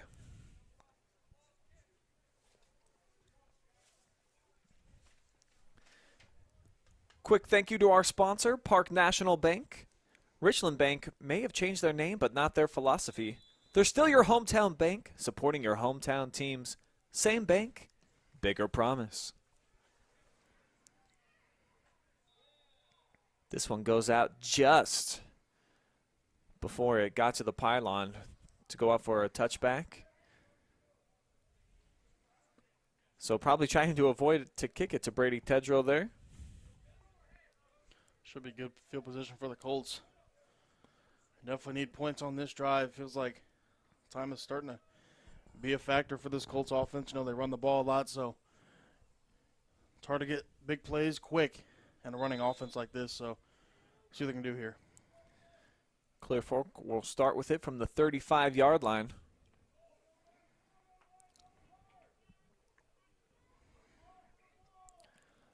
Hirsch split out wide up top. Skoog from under center. He's got Lyon along with Tedrow behind him. Here's Brady on the toss. And again, Ontario gets into the backfield, snuffs it out. Carter Crawl that time making the stop. There's just nothing there. You know, these backers and these defensive line are definitely one in the line of scrimmage, and there's just nothing doing for the Clear Fork offensive line and running backs.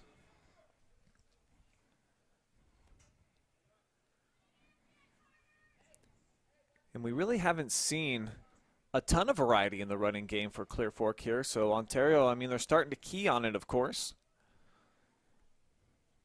And it's so far been 4 offensive plays here for the Colts in the second half. None of them have gained any yards. This one will, though minimal, gain a 2 on the play by Lyon. So it'll be 3rd down long. Colts will need 8.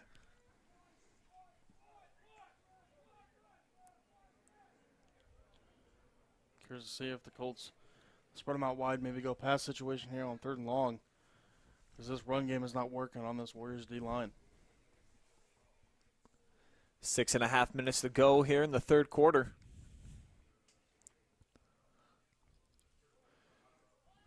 Clear Fork looking to respond, match the touchdown for the Warriors on their previous drive as they go 4 wide here to the near side. Looking that way, throwing that way, and completing. Lyon with the catch. Tedrow with the completion. Nice pitch and catch right there from Tedrow over to Ashton Lyons. Did a good job separating from the cornerback, and nice throw by Brady, putting it right on the numbers and staying in bounds with the 2 feet for the 1st down. And even though we see the deficit, what it is, 17 points, we saw just last week, Clear Fork came back from 24 down in the second half against Lexington. So if they could start finding a little bit of momentum here offensively, I know that they're certainly not feeling like they're out of it as Tedrow falls forward for a gain of 2 on 1st down.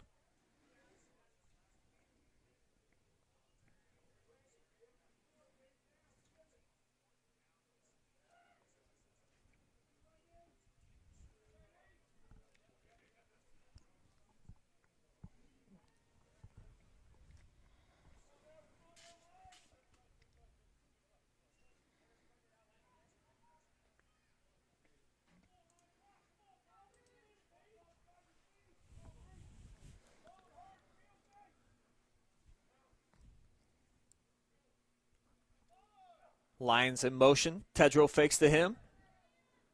Stutter step. And drop down pretty much right at the line of scrimmage. The Warriors' defensive front right now winning the battle of the trenches, no question. Colts seem to keep going back to the spread because as they were in single back, nothing was working. So 3rd and medium here for the Colts. This down is definitely needed if they want to get back into this game already down 17 points. They need to start moving the ball quickly and efficiently. Clear Fork will need 6. 4:50 to go here in the 3rd. Again, they empty it out for Tedrow. Warriors showing blitz. They'll bring 6. And not able to get home. Boy, that was close. Brennan Strickler came flying into the backfield. Tedrow showing off the strength, didn't get pulled down, but he fires incomplete. It will bring up 4th. Just a good athletic player here to make a man miss, to save a sack. And some of the Ontario Warriors are yelling for intentional grounding, but he did have a receiver in the area, so that is not going to be the call in this case. It is 4th down now. Looks like Carroll's going to sit on the punt team for the Colts. Might be a situation where see some type of a fake. And that's exactly what we've got. Snaps to the up back line. He's got plenty of space down the right side. And a little bit of trickery by Dave Carroll, and the Colts pays off. I mean, what a call right there by you, Brian. I mean, fake right straight to Ashton Lyons and for the 1st down. So huge play for the Colts. Here's some momentum for you. Down 17 points. And that's exactly what they need, man. I mean, I know my boy here, he likes the recipes for success. Right now, you just need those positive plays for Clear Fork. You got to get some smiles on some kids' faces, getting them believing that they can do this. Because right now, the Warriors' defense kind of taking it to them at this point. But Clear Fork on the move. They'll keep Tedrow in a QB. This time he hands off to Ashton. Takes a couple of pops. Kurtz there applying the lick. But a decent gain on 1st down. The Colts offense, they've been missing that here over the last few 1st down opportunities. You got to win the battle on 1st and 2nd down. So it's not so long on third down because this is not a passing offense. And, you know, third and longs is like your Achilles heel. So winning first and second down is going to be good for this Colts offense, and right there is a good play for first down. And they'll stick with the empty set.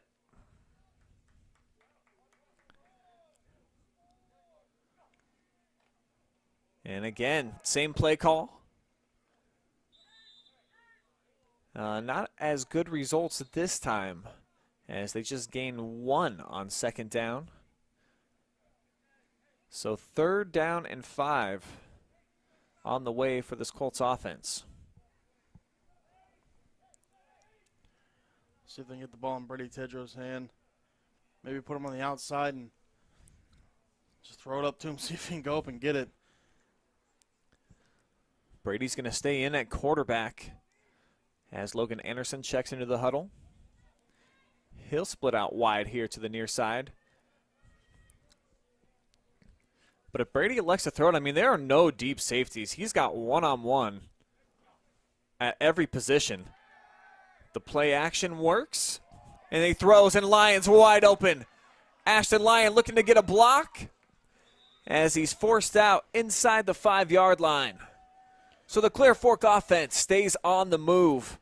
Did the fake jet sweep, and then Brady just doing what Brady does and making a few people miss, throws it out to Ashton Lyons, and, you know, he does the rest. And if Owen Hatfield doesn't make that tackle, the Colts are in for 6 and back into this ball game. So down in Ontario Warriors territory we go for the Colts.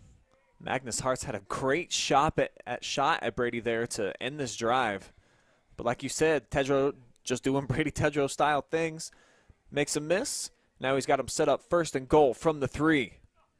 Lyon in motion, fake to him. Here's Brady. He's going to be in untouched. Clear Fork back on the board. You know, I believe that's the same type of touchdown run Brady had earlier in the game. It's that fake jet sweep and counter back to the left side, and Brady does the rest, and here we go. Guards washed down, and huge hole for Brady to run through. And it's touchdown Colts. It's a 24-13 awaiting the PAT now. So huge momentum for the Colts. Their senior quarterback, slash running back, slash wideout, slash kick returner, punt returner. Back into the end zone, 2nd time today. And the PAT up and true. So the Colts respond. 2:10 to play here in the 3rd. And what a call that was for the fake punt, you know. I mean, you were in Ontario Warrior territory, and 4th and 5, and, you know, you need it. And Dave Carroll draws something up and does the fake punt, and Ashton Lyons takes it for a 1st down. So huge call for this Colts special teams, and now the game is back in their balance. You're only down 10 points, get a stop on defense, and drive down to get our score, and it's a 1-score game. So huge call right there for Dave Carroll and his boys. Now just a 10-point advantage for Ontario on our Black Dog Tavern scoreboard. Check out the full menu at deerridgegc.com. Would also like to thank A1 Auto Sales in Mansfield for sponsoring this morning's game. As the Colts kick that one deep. Here's Hatfield from his own 6. Owen looking to cut across the field, and he won't even get back to the 20. So the Clear Fork special teams makes a nice play. Warriors will have to start with it at their own 17. Good special teams play right there, you know. Owen Hatfield stopped in his own tracks, and you can hear the fans starting to get into it for the Colts, and the cheers are coming. So things are going up for the Colts right now, only down 10 points. Get a stop and get the ball back into Brady Tedrow's hand and let him go to work. So let's see if this defense can get a stop. Not unfamiliar territory, like we just said. They erased a 24-point deficit last week right on this very field against Lexington. It is believed to be maybe the biggest comeback in Clear Fork history, but I have not been able to verify that. Chance here to try to erase a 17-point deficit.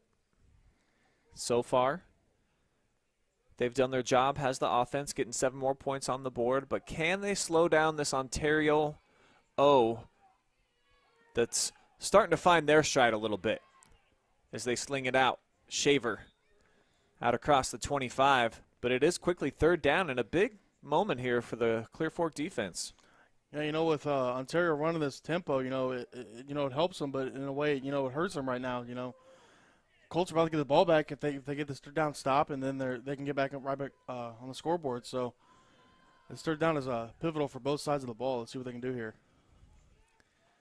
Looks like they're going to trust their corners to do one-on-one as they swallow up Scott in the middle. No chance that time, going nowhere except for backwards. Big play by the Colts D. Huge penetration for the big boys down there for the Colts D line, and swallow him up, and it's going to be fourth down, and the Colts are going to get the ball back.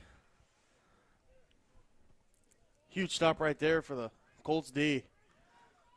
Let's see what they can do on this punt return.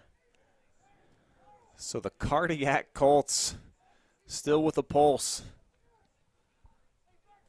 It looks like they're going to bring Tedrow in again to try to come in and block the punt as Scott takes it, kicks it,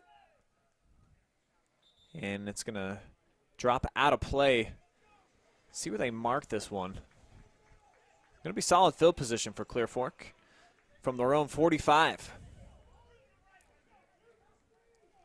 Let's see which ways Dave Carroll gets Brady Tedrow the ball on this drive, whether it's in the passing game, the running game, anything. Get that man the ball. He's got the lone 2 scores for the Colts. And they're going to need some more Brady Tedrow today if they want to get this W.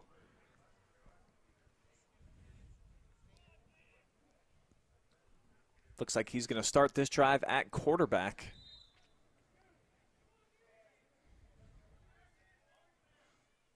And this is the formation that they went with all their last drive where they marched down the field for the score. And again, they keep it on the jet sweep with Ashton Lyon. Approaching near field, pick up a 3 on the play. And that is going to take us to the end of 3. Clear Fork with the football back. The Never Say Die Colts a chance to cut into this deficit. We'll bring it back with the rest of their drive right after this. You're watching live and free high school football on a Saturday morning on the OH Report.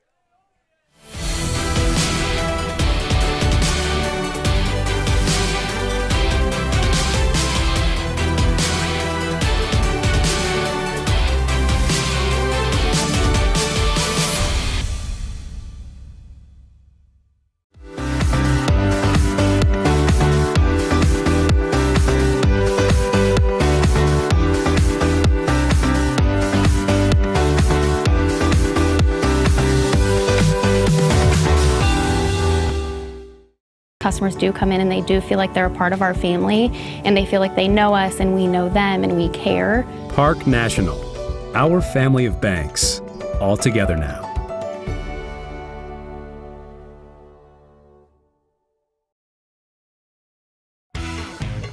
A1 Auto Sales Mansfield is driving excitement. You asked for it, you got it. A 3-month, 3,000-mile warranty on all vehicles. Located at 100 South Illinois Ave, A1 Auto Sales Mansfield is the dealership for you.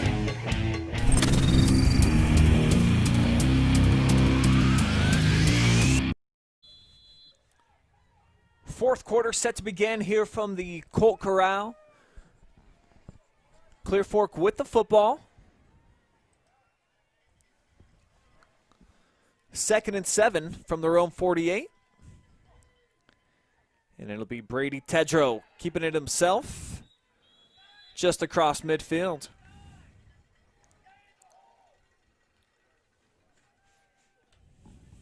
Looks like we're going to be in for a good finish, Brian. 24-14, Clear Fork driving. Bringing up a big 3rd and 5 play here. Clear Fork in the second half has been able to convert ever since that fake punt, so see if they can convert this one because this is a huge play. And sometimes that's all it takes. It's just that one play where it looks like the chips are down, 4th down. Hey, we got to punt it back to Ontario. Nope, they go with the fake. They get a big first down, and they have been rocking ever since. Marched down the field for a touchdown, forced a 3 and out, and now they're back into Warriors territory with their senior quarterback throwing just off the mark as Harris tried to go low to catch that one. So it'll be 4th down and decision time here for Dave Carroll. Yeah, I'm not sure. You know, it wasn't an awful throw. You know, he had a little bit of pressure, but if he would have had a little bit more time, you know, he had Logan Hirsch running wide open down the middle of the field, but Tedros just didn't see him as he was getting pressured by this Warriors D-line. So looks like they are going to punt it away, which is a smart decision here, I believe. You know, your defense has been able to win the battle so far in the second half, and 4th and 5 in your own territory is a little bit of a stretch right now. You can imagine the Ontario coaching staff letting them know, look for the fake, and actually they'll get the block. Getting in and getting a hand on it right there was Nate Hayes-Poole. And a big special team play by the Warrior, going to set him up with fabulous field position. Nate Hayes-Poole has put his mark on this game, man. He has been in the backfield all day. And a huge block punt with the recovery was Avery Hooks. So huge play for this Warrior special teams, and see if they can go down and punch Clear Fork right back in the mouth with a score of their own.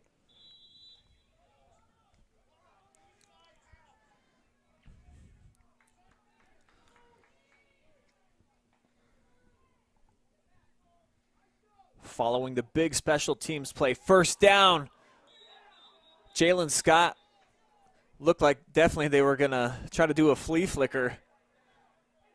He lost the handle of the ball, fell down right at the 45. Looks like there was a little bit of pushing and shoving after the play there. Jack Harris with a hit, and then Isaiah again retaliates. You know, there's always that saying, nobody touches my QB, and Isaiah again definitely had that motto right there. And it's usually the retaliator, not the first person that draws a flag. Nobody, though, that time whistled. As Hatfield, dazzling display of footwork. It's just going to be a 3-yard gain, but, man, can't get 3 yards much prettier than that. I mean, they had him dead in the rights in the backfield, absolutely blew up the play, and just missed tackling, and Owen Hatfield right there. What a bug, doing his thing.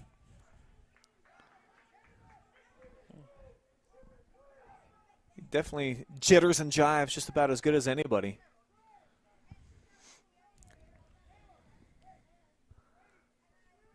But still a 3rd down and 10, so Clear Fork's defense looking for back-to-back 3-and-outs. Quickly to the air, Payne with the catch.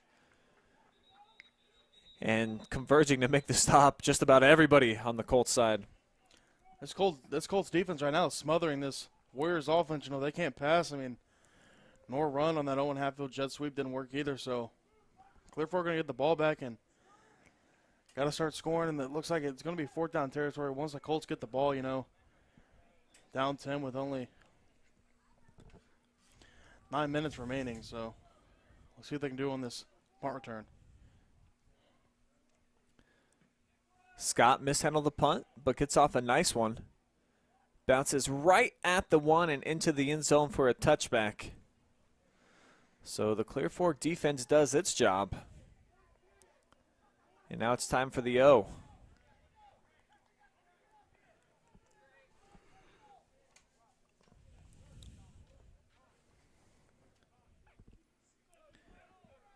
Tonight's instant replay and player of the game are brought to you by Next Generation Films, Inc., a world-class manufacturing facility in Richland County. They are hiring now. If you want to check them out online.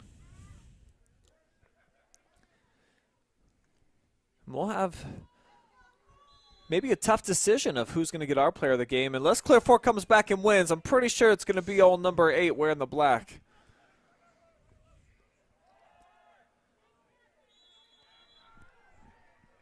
Lyon slung down Big John in there to make the stop. A couple other Warriors, too, in on the play. It looks like number 62, Caden Riddle, for the Clear Fork O line, is a little confused as he had his defender completely blocked in the inside, and if Lions would have took it outside, you know, he had a lot of room, but not sure what the communication was there, but wasn't good for the Colts offense.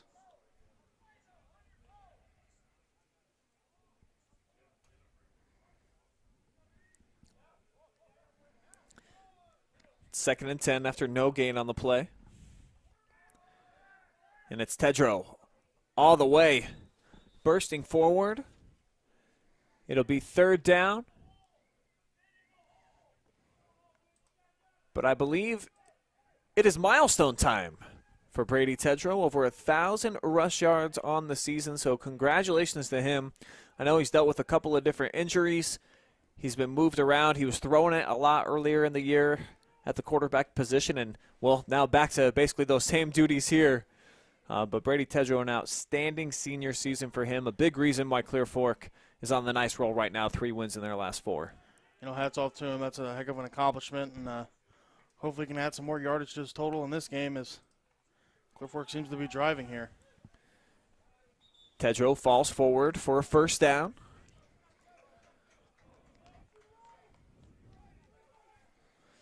So now the biggest enemy at this point of Clear Fork is going to be the clock.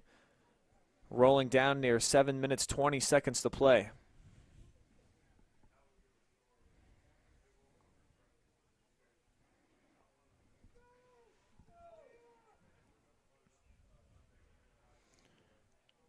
The Colts are kind of masters at this close game stuff. They had a close one with Lucas, unfortunately, that they fell to, and then Gallion that they fell to. So they're no stranger to these close games.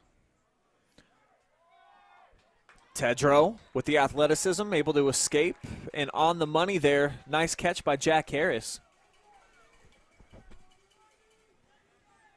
Jet sweep action with the play fake, and then Tedrow just does the rest, rolls out to the right, and Jack Harris improvising, leaving his defender in the dust and getting a 1st down. So Colts are starting to pass the ball as well. This Colts offense is looking pretty good so far in the second half, and Ontario's going to need to stop if they want a chance to maybe put the dagger in them. And I like the play design there, forcing Strickler to make a decision. Is he going to go for the quarterback or drop back in coverage? Made the wise move to get in coverage, but Brady, of course, rolling out, was able to find Harris. And he's got 5 more on the carry there as the Colts offense approaching midfield again.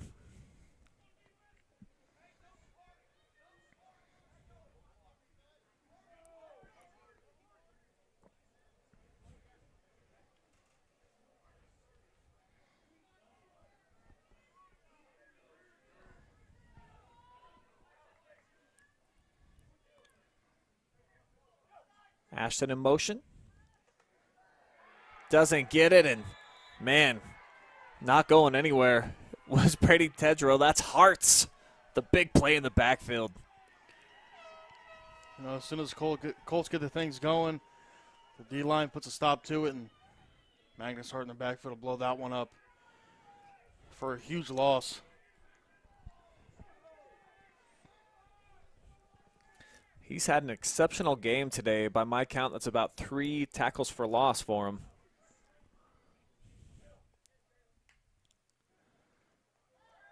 Warriors just bring 4. Clean pocket, but it's going to be intercepted. Picked off by Chance Mullins. And so the Warriors defense coming to play here. I don't believe Tedrow ever saw Mullins here as he was looking to get it to the curl route, and Chance Mullins sitting underneath it and just goes up, high points that ball and gets the interception. So the Colts D finally gets a stop in the second half, and it looks like if they go down and put the score in, this could be the nail in the coffin for the Colts. So Mullins looked like he was just sitting there in zone defense. Like you mentioned, Tedrow probably never even saw him, thought he was going to have an easy completion. Instead, it's going to be Warrior football, and Snyder with a jump cut, slung forward across the 30. Nice way to start the drive here. Hey, Snyder really hasn't done it through the air today, but his running ability, making a few people miss, and almost broke that one loose. Slung down by a Colt defender, but this Warrior team's going to keep it on the ground and try to milk this clock and put the Colts away for the day. Clock nearing 4 minutes, 40 seconds to go. And a huge opportunity for Ontario. Like you mentioned, G, just to let the clock run as much as they can. Another 1st down would be absolutely huge for them. Probably force Clear Fork to dive into their bag of timeouts.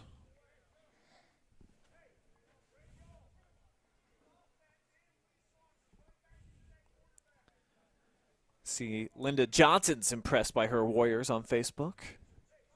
Likes what she's seeing right now.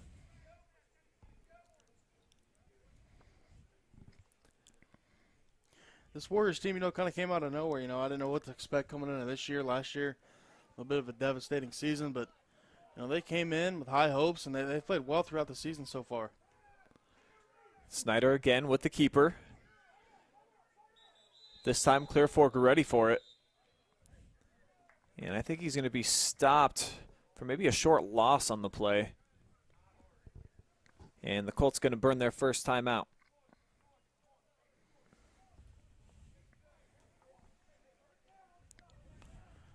.349 remaining.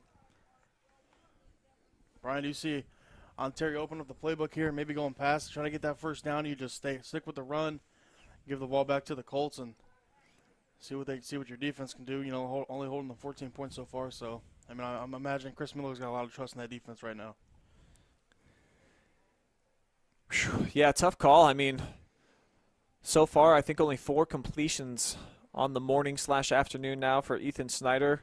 He's done most of his damage with his legs, so, maybe put him in one of those RPO situations where you have a couple of receiving threats out on the edge, move the pocket, and allow Ethan the opportunity to, will and deal, take what the defense gives you, and if he has to, take off and run. And even if you don't get the first down, forcing Clear Fork to burn 2 timeouts here, obviously pretty crucial. And this might even be 4-down territory. I don't know why it wouldn't be if you're Ontario.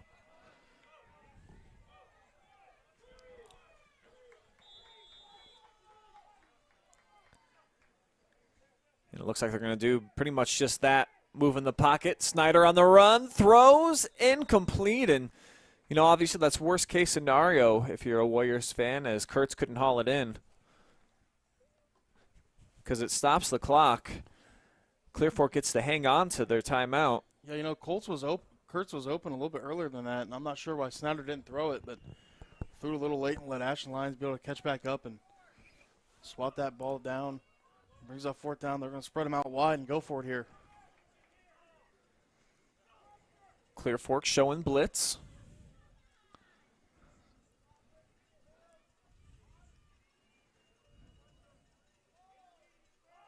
And Chris Miller now is going to take Ontario's first timeout. Try to draw things up here for this 4th and 10. And they got the weapons on the perimeter we've seen throughout the season. Ontario very dangerous with their big wideouts. Griffin Shaver's been a great addition for them as a receiving threat. But then also Kurtz.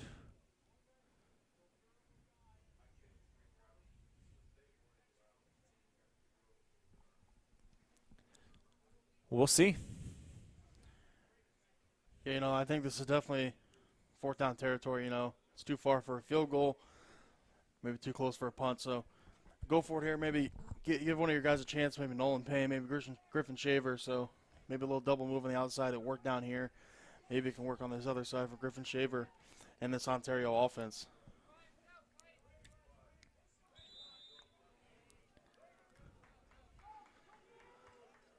Look like they're going to bring Owen Hatfield across the formation in the slot.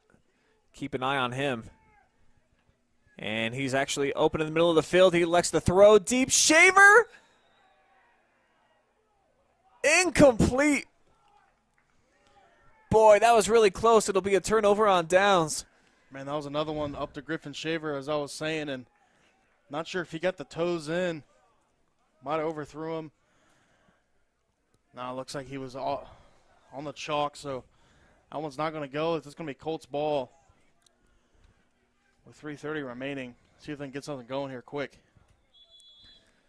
Definitely going to need to, and they might have to start going through the air.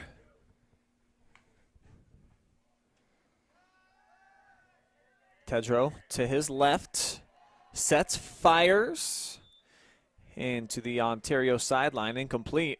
Stops the clock with 3:28 to play.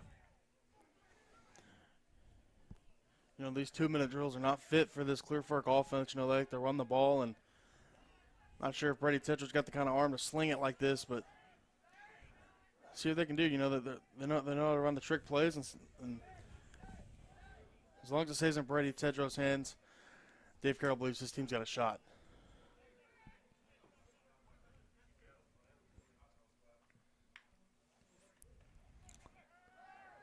Quick throw in and out of the hands, dropped by Hirsch.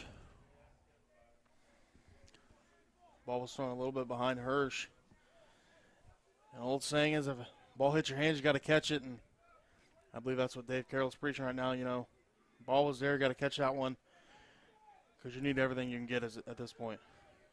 I think Brady was actually trying to do his wide out of favor. Avery Hooks from the safety position was coming over. If it would have been led in front of him, Hooks probably would have made a big pop. Big play here, third down. Tedrow climbs the pocket. He's complete to Lyon. Big first down. Huge pitch and catch right there, and nice throw right here by Brady Tedrow. Puts it right on the numbers of Ashton Lyons. And that was great coverage, too. Nice first down for the Colts. They move the sticks out to the 45. Clock running. Down to 3:10 to go.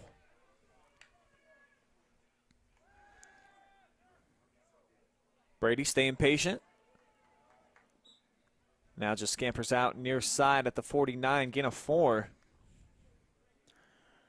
You know, what's developing is when the Colts decide to go tempo, this Ontario Warriors D-line can't get any subs in, so they're starting to get a little gassed. As they're only sending a 3-man rush, Brady's got time to make his decision, but this Warriors defensive coverage is doing a great job.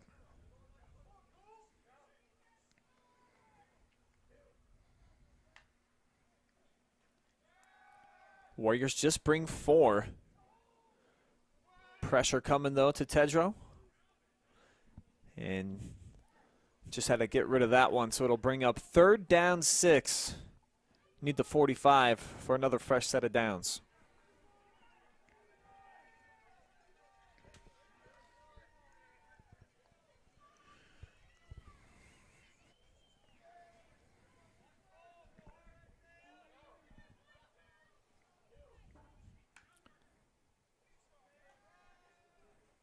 Warriors bring 5 this time, and this one skips incomplete. So it'll be 4th down now for Clear Fork. And this is pretty much the game right here. Clear Fork's got to have it. And the Warriors got to stop them. Let's see what transpires here.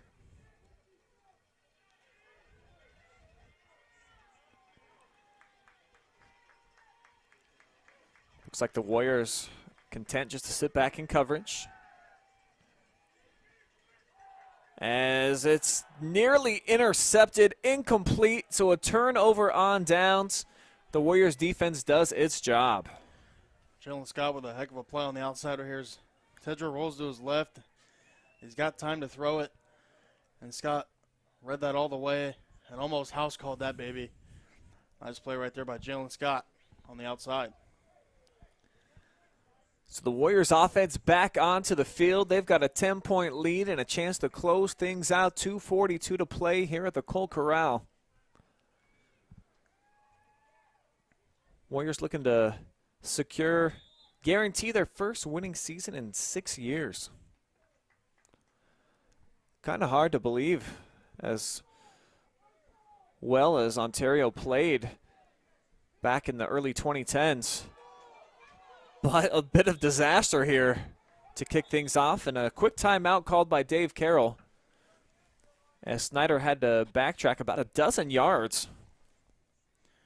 Clifford catches a break right there, and that's 2 high snaps this game, so I'm not sure the communication or something wrong with the center for Ontario, but that is 2 high snaps, and Ethan Snyder just has to fall on it.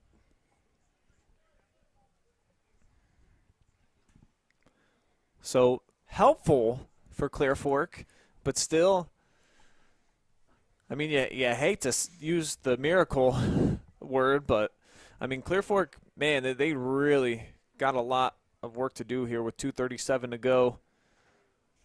Ontario, you would imagine, just going to run it here 2 times, force the Colts to use their last timeout, milk another 40-plus seconds off the clock on the 3rd down play.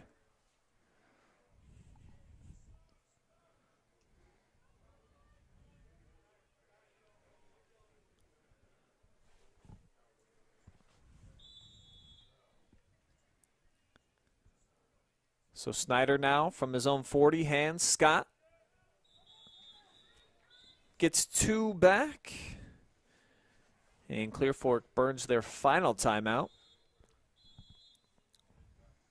Clock resting at 2:32.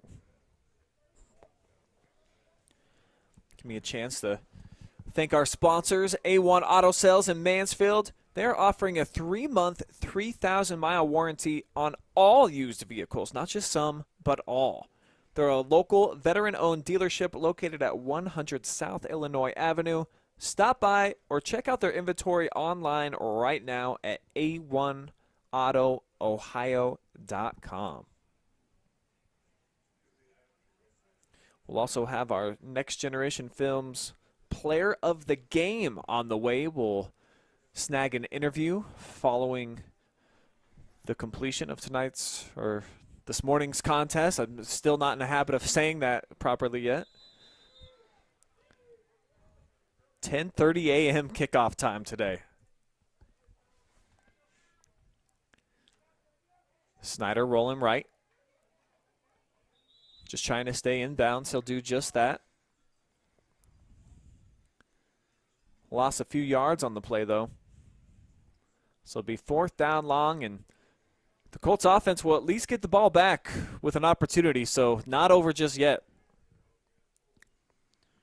They know they're going to need to dig in their bag of tricks on this next drive if they do get it and score quickly, and then maybe hope for an onside kick of some sorts, but it's not looking good so far for the Colts. They're going to need some type of miracle to win this one.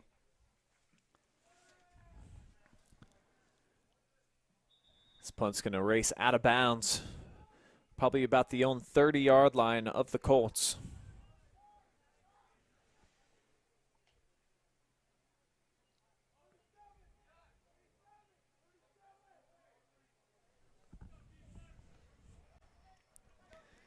And it is do or die time for the Clear Fork offense with 1:49. What can they do with it? We saw some late game heroics here at the Colt Corral last week. Game-winning drive with just 1 second to upend Richland County nemesis Lexington. Can they do it again this week? Needing 2 scores, though.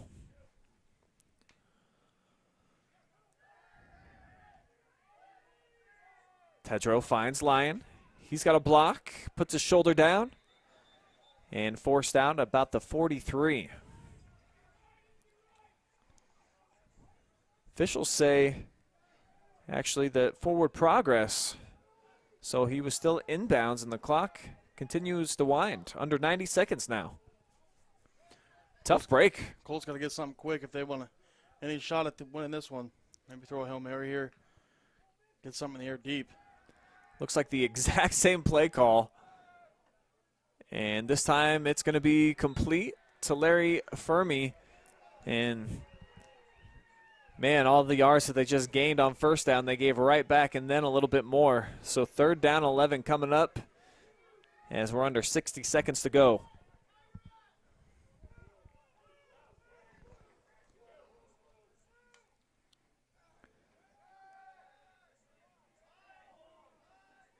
Tedrow pressured. Just has to throw it up for grabs. And I think they're going to call that incomplete, but what a attempt there by Jack Harris. Let's take another look. I'm not sure about this one, Brian. I thought he was in. Ooh. I think the toes are in. I think that's a grab. Official ruling is no catch, though. So heck of an effort, but not going to go for the Colts. Could this be the final play for the Colts offense? Tedrow escapes, and he scampers out. I think he knew exactly where he needed to be, but he might have gone out. Oh, man, is that close. I think the officials are waving it forward for the 1st down, but he is right at the sticks.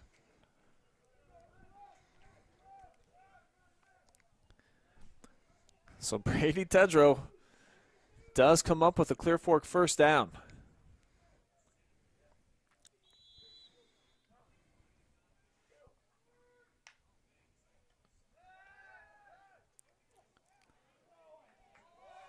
Brady airs it out near side, incomplete. Had Harris in the area.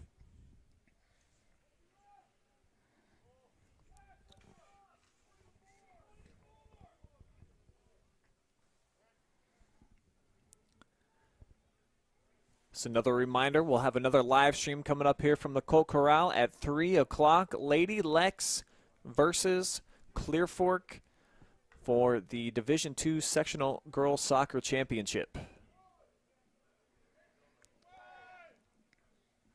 And pretty much deja vu there as Tedro rolled out near side, got pressured, set to throw it out of bounds. So 3rd down 10, 23 seconds.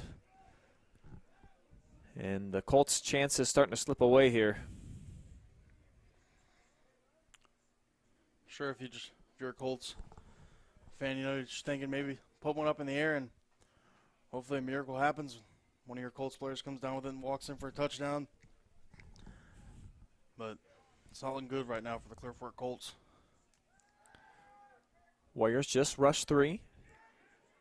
Brady's got a reset, throws. Scott diving, nearly came up with the INT. 4th down on the way for Clear Fork.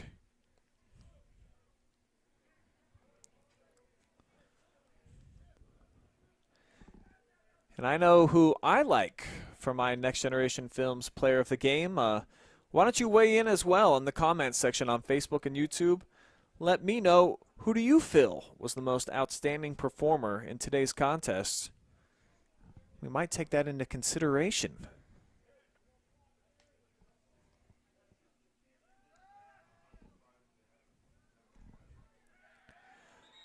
Fourth down, the Warriors come up with the sack. Isaiah again shuts it down, so Clear Fork turns it over, and the Warriors going to be a big winner here on the road. Isaiah again just waiting for Brady Tedro to basically run into him, sheds his blocker, and gets the sack. As the Warriors come on the road on a Saturday morning, beat the Clear Fork Colts in a good one, 24-14 so far. And not the conventional method that I was expecting from Ontario. All 3 of their scores coming on the ground here today. It's been an air raid attack all season. You see they've been spreading them out 5 wide, but 3 rushing touchdowns gets it done here for Ontario. As for the 2nd time this season, they take care of their Richland County rivals. Final score 24-14. We'll have some post-game action rolling along, get some final stats for you guys, as well as an interview with the Next Generation Films Player of the Game. I think it's going to be Owen Hatfield. I think it's going to be the water bug. So stick around. We'll have the water bug on the way and much more. Live and free high school football right here on the OH Report.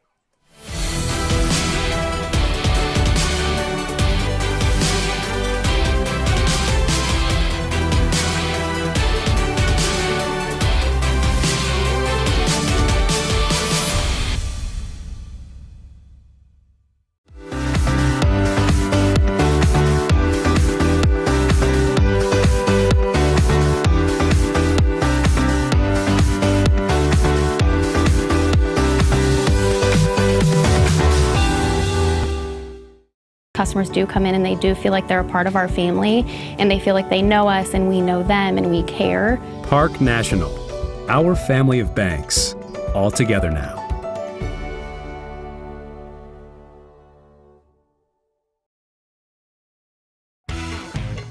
A1 Auto Sales Mansfield is driving excitement.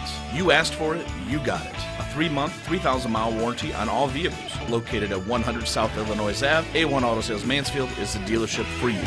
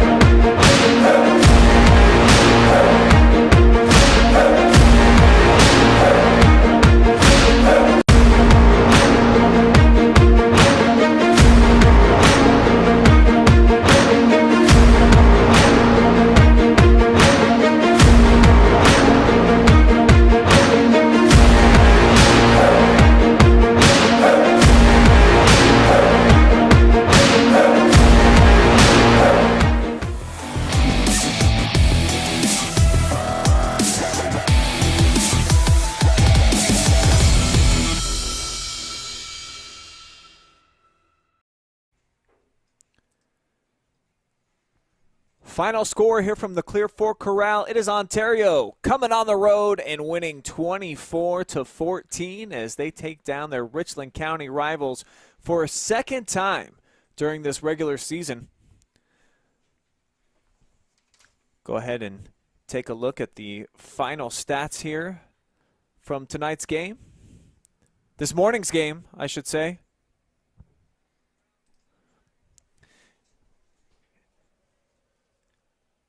And you see the tail of the tape there where, you know, most of the damage being done actually on the ground here, you know, not much passing on either side. Yeah, you know, Ontario usually does it through the air, but tonight they did it through their ground game. And Owen Hatfield, you know, guy had the 2 touchdowns, and Ethan Snyder had the other rushing touchdown. So Ontario doing it in ways that they usually don't, and it's impressive to see. And actually, Clear Fork outgaining Ontario today, 242 yards to 197. So even though the Colts behind on the score sheet, you know, it was the big explosive plays that made the difference. Clear Fork also with more first downs in the game. So offensively, they moved the ball pretty well. They just didn't come up with the huge plays like Ontario did in the running game, and specifically, like you mentioned, with Owen Hatfield. Yeah, you know, Ontario, when they got down to the red zone and when they had the opportunity to score, you know, they cashed in, and Clear Fork couldn't do so. So Ontario was your victor, 24-14, and, you know, outgained, but still outscored the Colts 24-14, and a dominating performance for the Ontario defense. And speaking of Owen Hatfield, he is going to be our Next Generation Films Player of the Game. I know it says me. I don't actually deserve it. It is Owen who is our Player of the Game, and he is going to be joining me right now up here in the booth for a post-game interview.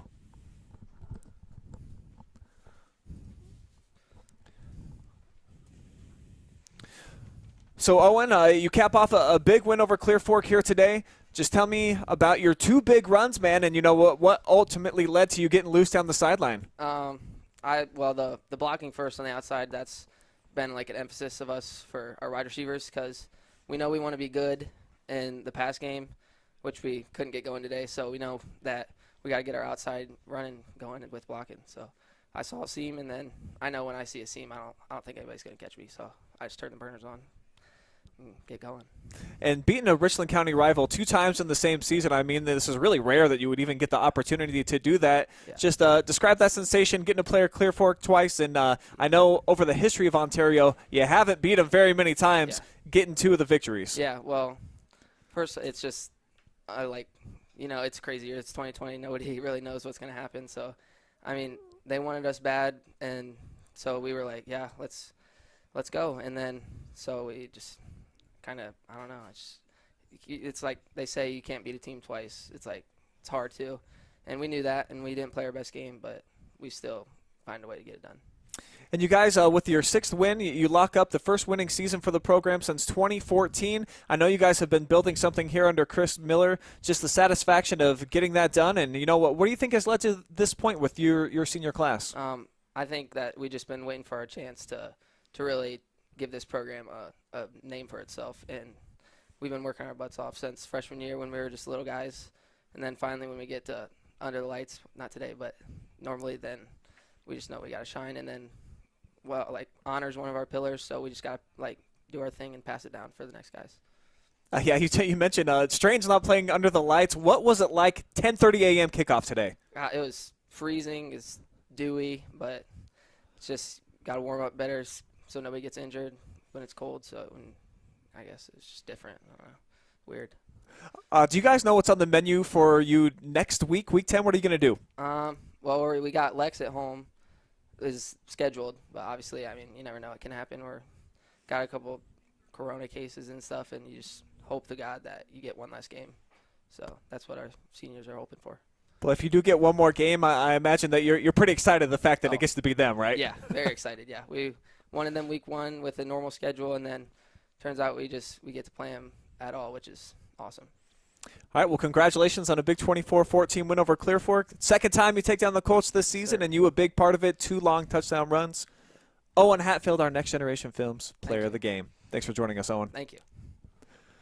All right, we'll get G-Man back on the headset here, and we'll wrap things up from the Colt Corral. And Man, a humble kid, and I feel like the entire senior class for Ontario is pretty much that same style of player, and they got a lot of them out here. This is a quality team, man. I mean, 6 wins for them. Clear Fork's no slouch. I know that they don't have a great record right now, just 3-6 at this point, but I think you got to be impressed with what Ontario did today, not having their A game by any means, but still getting it done in the fashion they did. They usually come out and dominate in the passing game, but it wasn't that today, and it was more the running game. And the defense stepped up, and they only let up 14 points, and Warriors didn't play that well on offense, but they got the job done, like Owen said, and it's just impressive they can come out here and beat them on defense too.